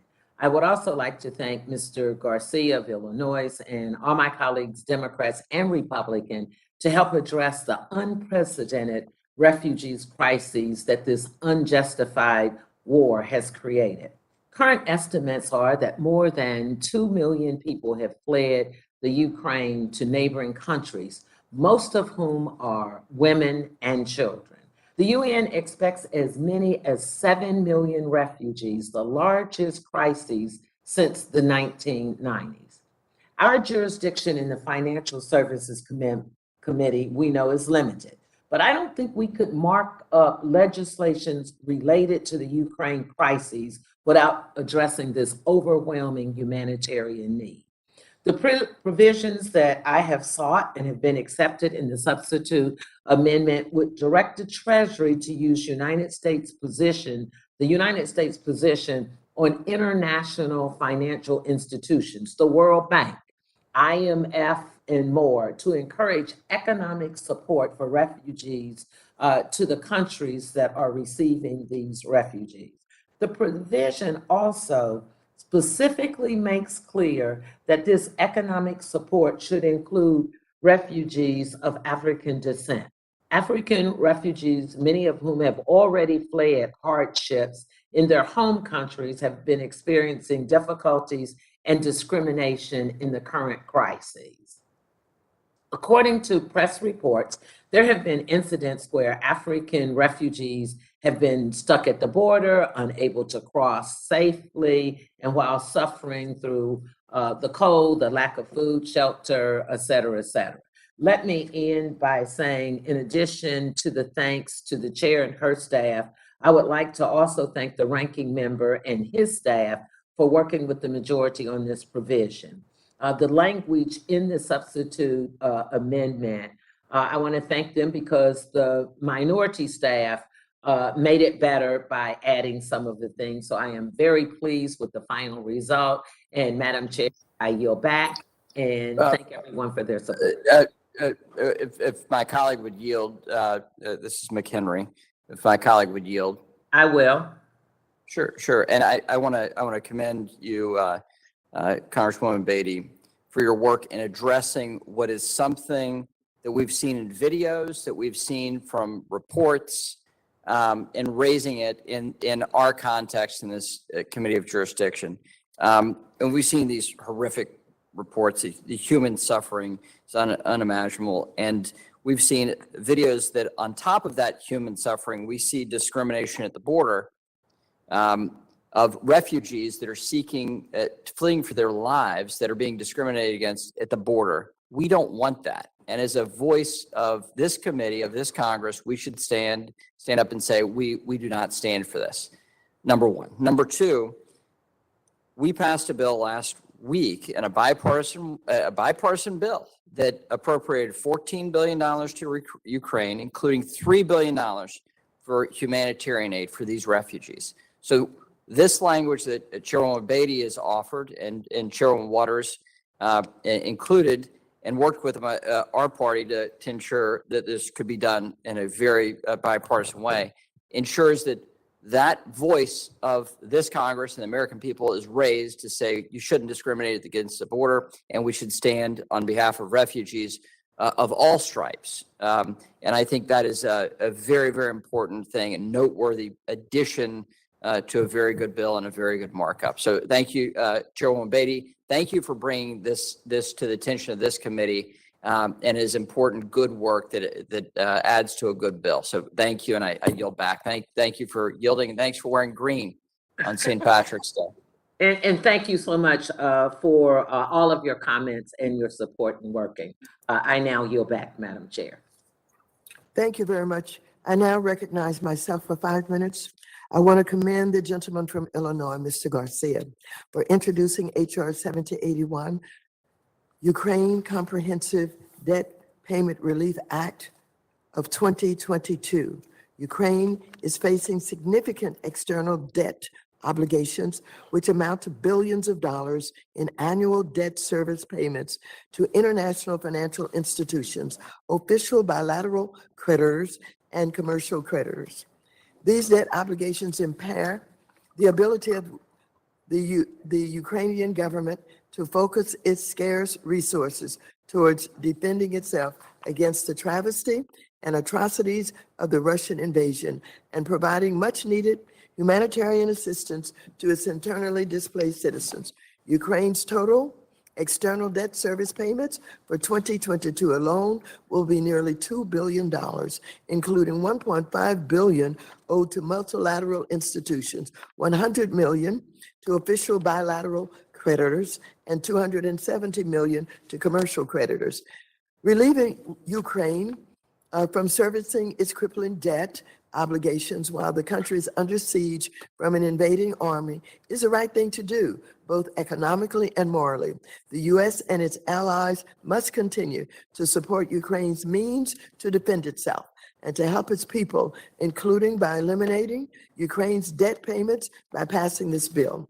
So I want to thank members on both sides of the aisle who collaborated in making important modifications to this legislation that are reflected in the amendment in the nature of a substitute. I urge my colleagues on both sides of the aisle to join me in supporting H.R. 7081, and I yield back my time. The gentleman from Ohio, Mr. Davison, is recognized for 5 minutes to strike the last word. Thank you, Madam Chairwoman, and I do move to strike the last word. I think it's fitting that the committee is working to suspend debt payments by Ukraine. They're clearly not in a position to service it. But I just caution that we should continue to pay attention to what goes on in Ukraine. We could foresee a situation where Vladimir Putin has some level of success and installs a government much like he's done in Belarus. And at that point, we would want to perfect the liens. We would want to hold Ukraine's government accountable for the obligations and perhaps use that as a way to leverage reform on the country.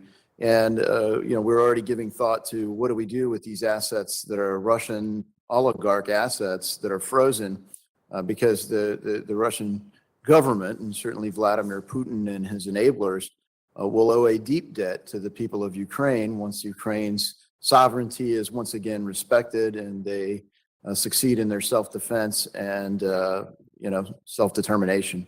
Those are the points that I think that caution there. And I just want to commend my colleague from Ohio, Representative Beatty, just for calling attention to, the sad reality that there are racial biases around the world. And it is important to protect folks as they're refugees. What a horrific experience. And, we've seen some videos where people of color are pulled out of line while they're fleeing, and they're more trapped than maybe some of their fellow Ukrainian citizens, or at least Ukrainian residents. And hopefully they can get safety and success. And certainly I think that's the intent behind the money that Congress has appropriated them. So thanks to Representative Beatty for the thoughtful amendment. I yield. Thank you. Is there further discussion of our amendment to H.R. 7081? If not, the question now occurs on approving the amendment in the nature of a substitute. All those in favor say aye. Aye. Those opposed, no. Aye. Aye. In the opinion of the chair, the ayes have it, and the amendment in the nature of a substitute is agreed to. The question now occurs on ordering 7089 as amended to be reported favorably to the House. All those in favor say aye. Aye. Aye. Those no. In the opinion of the chair, the ayes have it. Guys can go over it. Are you still warm enough in here? Okay. It is.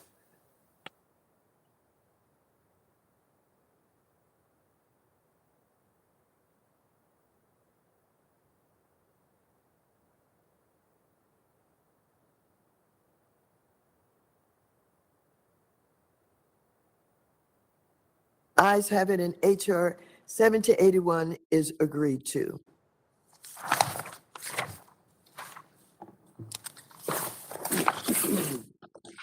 Pursuant to notice, I now call up HR 6899, the Russian and Belarus SDR Exchange Prohibition Act.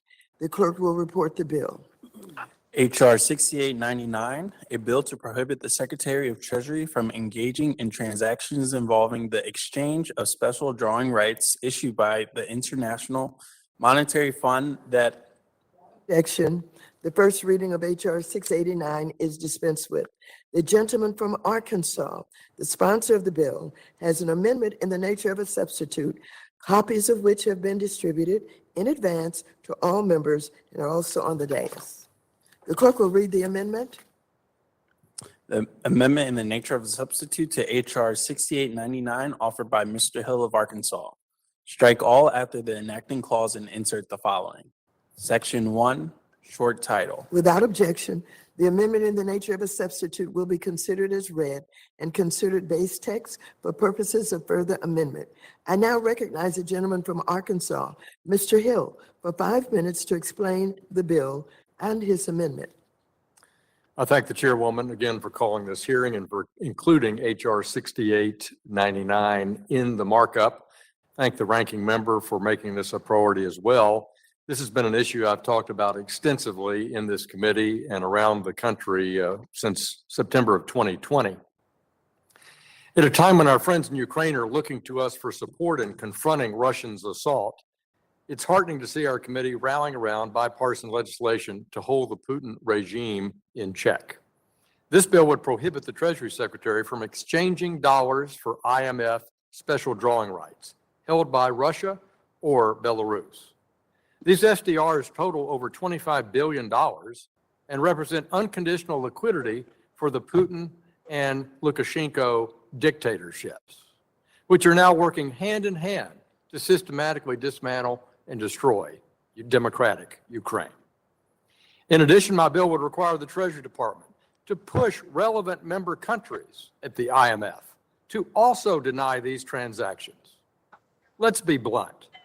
We should be particularly concerned about Russia's ability to exchange its SDRs for RMB, especially as Moscow is increasingly forced to turn to China for trade and liquidity in response to our sanctions and sanctions from allied partners around the world. Since China has not mirrored these sanctions, Russia's SDRs and RMB reserves remain available to Tsar Putin. This lifeline will become all the more valuable to Moscow if the United States and our allies come up with even broader strategic sanctions to deprive Russia of even other ways to derive hard currency, as particularly it earns through energy exports. In other words, the more successful we are in closing off Russia's access to its reserve assets and its export earnings, the more vital its SDRs become. We must therefore work with the IMF to ensure that the SDR path is also blocked as long as Russian hostilities against Ukraine continue. For example, let's take a look at a chart that I'm passing out that we can't put on the screen because we're having a hybrid hearing, and this will be inserted in the record. But it notes that while the central bank cannot get access to hard currency reserves, it's got a large stake of gold and it's got SDRs. And while gold is not easy to do anything with but pledge, for future collateral. The SDRs are a tradable, fungible asset that could be used by non-sanctioned participating countries like the Communist Chinese to aid Russia. My point is that SDRs are one of the few remaining sources of financing that's left for Moscow, and this bill will ensure they cannot access it. And let's not forget, if Russia is ever forced to go to the IMF as a lender of last resort, as it has 4 times in history, then we must not allow it to obtain emergency liquidity if it's still waging war in Ukraine. That's why my bill also requires the Treasury to ensure that the IMF lending programs cannot come to Putin's rescue. To be clear, Madam Chair, these provisions are a means to achieve an objective, and that objective is changing the state of play in Ukraine. My bill offers Russia and Belarus an off-ramp if they put an end to their attacks and their destabilizing activities. It also includes, like all of our intentional financial institution bills, waiver authority to provide our executive branch with appropriate leverage and flexibility in negotiations. But Moscow has the obligation to take the first step, and those steps must lead away from Kyiv back across the sovereign borders of Ukraine. I thank the Chairwoman for her support of this bill, and I look forward to the passage of our bipartisan measures today to hold Russia accountable. But I have to end with one point of critique, because I hope it will inform future deliberations at the IMF. Of the $24 billion in SDRs that Russia possesses, more than $17 billion, Madam Chair, $17 billion were as a result of a gift that Putin got last year through the Biden administration's approval of a general allocation of special drawing rights. I oppose that. I spoke out significantly about it. I have colleagues in this House that have spoken out against it. And from the very beginning last year, I opposed the $650 billion allocation precisely because it runs counter to Treasury's ongoing sanctions against Russia. There's a better way, and I'd like to insert in the record H.R. 1568, the SDR Oversight Act, and related supporting articles from the Wall Street Journal and The Hill. Without objection. Thank you, Madam Chair. This would put Congress in charge of how best to oversee the issuance of special drawing rights and keep special drawing rights out of the hands of rogue nations like Russia. By preventing this kind of activity, Congress will be in charge, and Congress will guide the IMF on something that keeps in mind Treasury's objectives of shutting off finance to rogue actors around the world. I thank the Chairwoman, and I yield back the balance of my time. Thank you very much. The gentleman from Wisconsin, Mr. Stile, is now recognized for 5 minutes. Thank you, Madam Chairwoman. I rise in support of my colleague, Mr. Hill's amendment. It moves us in the right direction. It's positive that this committee has had a pretty nonpartisan approach to some of the ways that we can cut off the financing of Russia. But what I think we're missing, and I've listened to the whole debate here today, is there's a $60 billion elephant in this room that really just hasn't been discussed.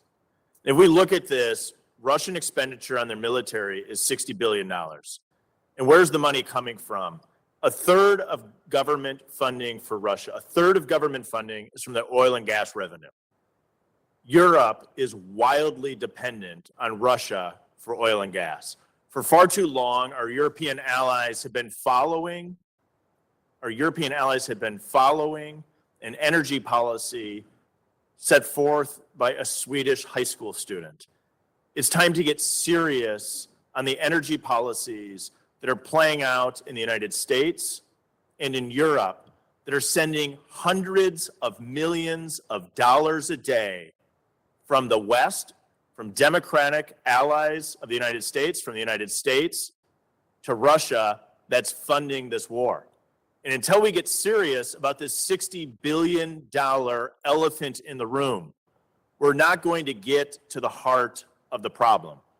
Now, I know our committee jurisdiction doesn't fall purely in the energy space, but I think it would be remiss to not note the fact that we have the capacity here in the United States to expand domestic oil and gas production, not only to lower prices here in the United States, not only for the U.S. national security interests that it would provide, but we have the ability to increase energy supplies here in the United States in a manner that would allow us to export energy to Europe and in particular to Germany. We have the ability to fast track liquid natural gas terminal permits here in the United States. We have the ability to work with our allies to build and develop liquid natural gas receiving terminals in Europe. And we need to put forth an all of the above approach to decouple Europe from their dependence on Russian oil and natural gas. As long as we are allowing the West, democratic allies of the United States, to continue to send hundreds of billions, hundreds of millions of dollars a day to the Russian government to fund this war, all we are is chipping around at the edges. I support the legislation that has been put forward today. I think there's a lot of positive steps. But again, there's an elephant in the room. And until we have the adult conversation about our energy policy here in the United States and the energy policies in Europe that are sending hundreds of millions of dollars a day to the government of Russia, where a third of the government funding in Russia is from their oil and gas production, we're simply tilling at windmills. And so I'm frustrated because I feel like we're having actually a pretty productive conversation in this room in the Financial Services Committee. But we are not having a productive conversation in Congress. We're not having a productive conversation with the Biden administration about what we should be doing today to begin the process of decoupling Western allies of the United States from their dependence on Russian oil and natural gas. And so I put that out there because I think it's critical that we think about it, that we move forward with these policies. I'm supportive of much of the legislation that we had here today, but I'd be remiss to not note that much of our conversation missed the $60 billion elephant in the room. Madam Chairwoman, appreciate you holding today's hearing. I yield back. Thank you very much. And I'll reiterate for the gentleman that we do not have jurisdiction over the energy policies in this committee. Thank you. I recognize myself for 5 minutes. I want to commend the gentleman from Arkansas, Mr. Hill, for his leadership on H.R. 6899, the Russia and Belarus SDR Exchange Prohibition Act of 2022. I appreciate that he was willing to work with us on this legislation related to special drawing rights. This is the last one.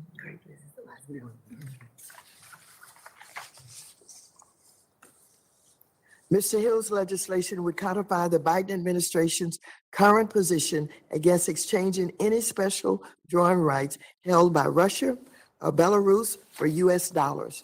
Under the current SDR system, the U.S.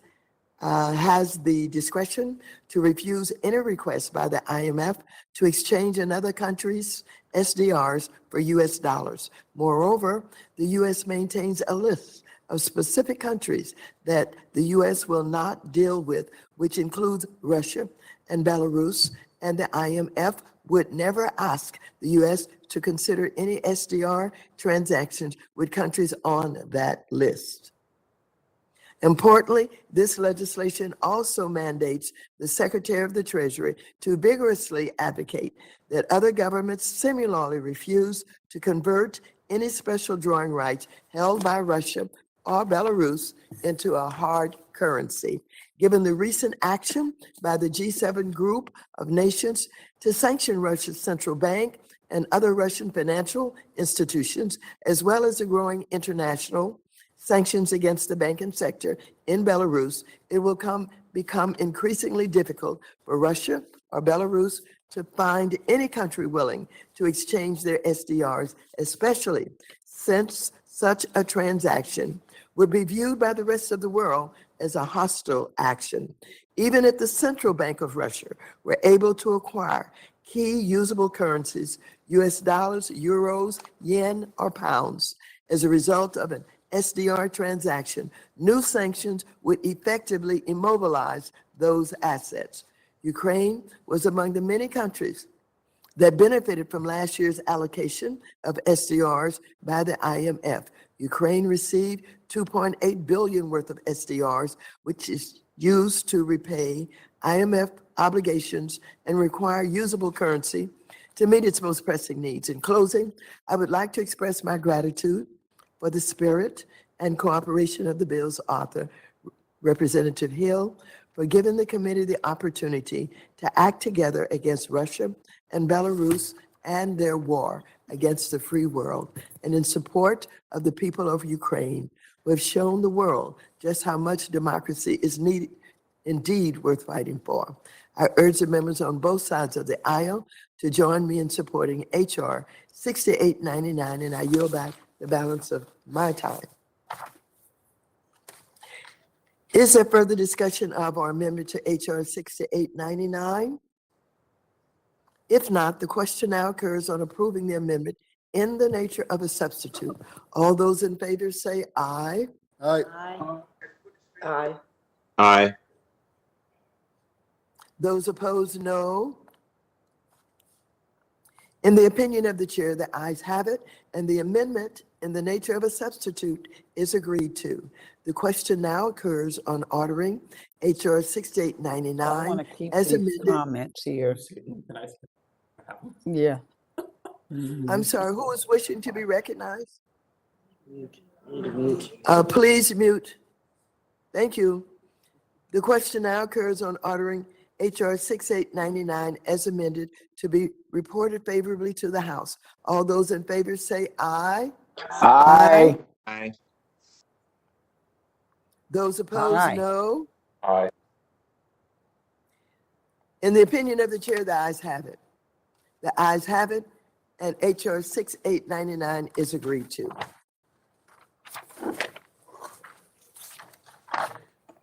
The chair wishes to inform members that it is my intention to take votes as soon as we're able to attain a proper quorum. Members will please remain on the platform and in the hearing room. The committee stands in recess.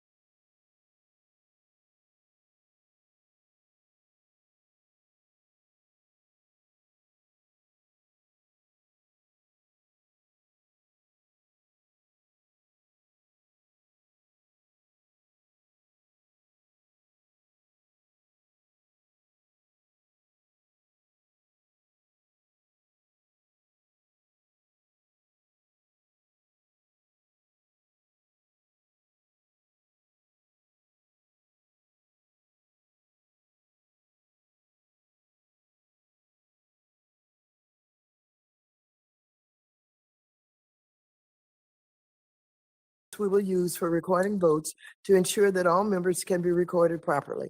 The clerk will call a member's name twice if a response is not heard the first time. Further, at the end of the roll, the clerk will call the names of any members whose votes were not recorded. Therefore, any members who are unsure if their vote was recorded should refrain from seeking recognition and allow the clerk to continue calling the roll. Members on the platform are reminded that the majority and minority clerks will be verifying that members are both visible and audible in order for their vote to be counted. The committee will now take the votes that were previously postponed on HR 7080. The question now occurs on ordering HR 7080 as amended to be reported favorably to the House. The clerk will call the roll. Mrs. Maloney. Aye. Mrs. Maloney votes aye. Ms. Velasquez. Aye. Ms. Velasquez votes aye. Mr. Sherman. Aye. Mr. Sherman votes aye. Mr. Meeks. Mr. Meeks. Mr. Scott. Mr. Scott votes aye. Mr. Scott votes aye. Mr. Green. Green votes aye. Mr. Green votes aye. Mr. Cleaver. Aye. Mr. Cleaver votes aye. Mr. Perlmutter. Perlmutter votes aye. Mr. Perlmutter votes aye. Mr. Himes. Pass. Mr. Himes pass. Mr. Foster. Mr. Foster votes aye. Mrs. Beatty. Mrs. Beatty votes aye. Mrs. Beatty votes aye. Mr. Vargas. Vargas, aye. Mr. Vargas votes aye. Mr. Gottheimer. Mr. Gottheimer. Mr. Gonzalez of Texas. Gonzalez of Texas votes aye. Mr. Gonzalez votes aye. Mr. Lawson. Aye. Mr. Lawson votes aye. Mr. San Nicolas. Mr. San Nicolas. Ms. Axney. Aye. Ms. Axney votes aye. Mr. Caston. Mr. Caston votes aye. Ms. Presley. Presley votes aye. Ms. Presley votes aye. Mr. Torres. Torres votes aye. Mr. Torres votes aye. Mr. Lynch. Mr. Lynch. Ms. Adams. Adams votes aye. Ms. Adams votes aye. Ms. Tlaib. Lee votes aye. Ms. Tlaib votes aye. Ms. Dean. Dean votes aye. Ms. Dean votes aye. Ms. Ocasio-Cortez. Ocasio-Cortez votes aye. Ms. Ocasio-Cortez votes aye. Mr. Garcia of Illinois. Garcia, Illinois, aye. Mr. Garcia votes aye. Ms. Garcia of Texas. Garcia of Texas votes aye. Ms. Garcia votes aye. Ms. Williams of Georgia. Williams of Georgia votes aye. Ms. Williams votes aye. Mr. Auchincloss. Auchincloss, aye. Mr. Auchincloss votes aye. Mr. McHenry. Mr. McHenry votes no. Mrs. Wagner. Mrs. Wagner votes no. Mr. Lucas.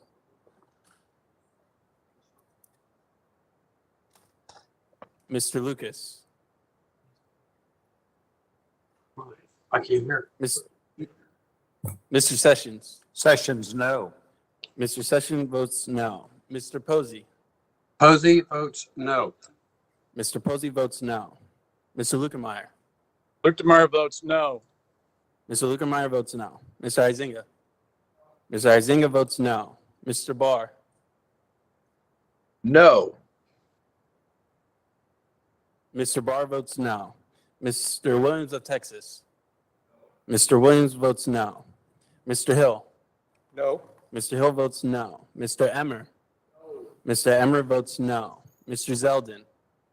No. Mr. Zeldin votes no. Mr. Loudermilk. Loudermilk, no. Mr. Loudermilk votes no. Mr. Mooney. Mooney votes no. Mr. Mooney votes no. Mr. Davidson. No. Mr. Davidson votes no. Mr. Budd. No. Mr. Budd votes no. Mr. Kustoff. No. Mr. Kustoff votes no. Mr. Hollingsworth. No. Mr. Hollingsworth votes no. Mr. Gonzalez of Ohio. No. Mr. Gonzalez votes no. Mr. Rose. No.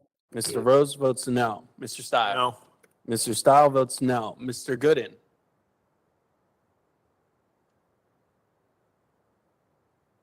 Mr. Gooden.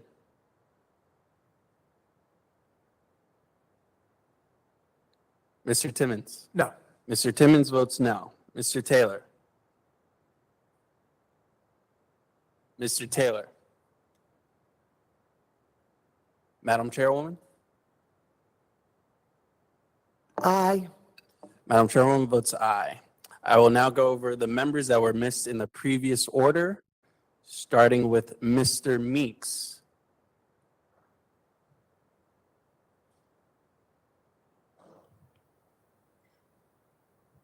Mr. Gottheimer. Gottheimer votes aye. Mr. Gottheimer votes aye. Mr. San Nicolas.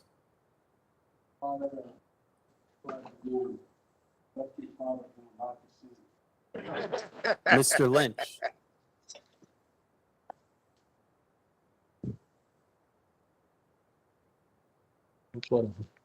Mr. Lucas. Mr. Lucas, no. Mr. Lucas votes no. Mr. Gooden.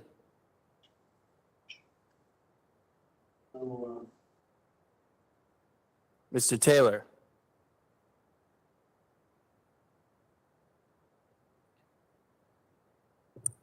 And that concludes that vote, Madam Chairwoman. Mr. Clerk. Mr. Clerk, how am I recorded? You are recorded as passed. Himes is a no. Mr. Himes votes no. That concludes that vote, Madam Chairwoman.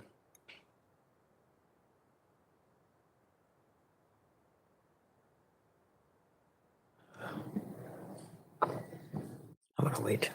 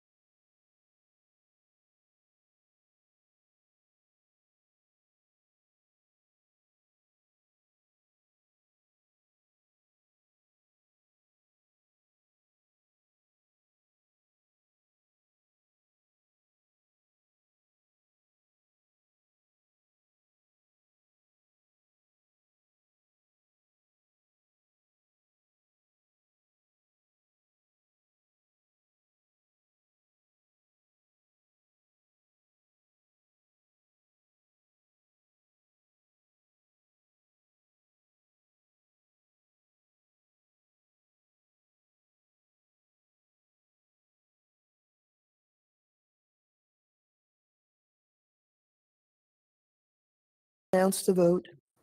With that vote, Madam Chairwoman, we have 26 ayes and 23 noes.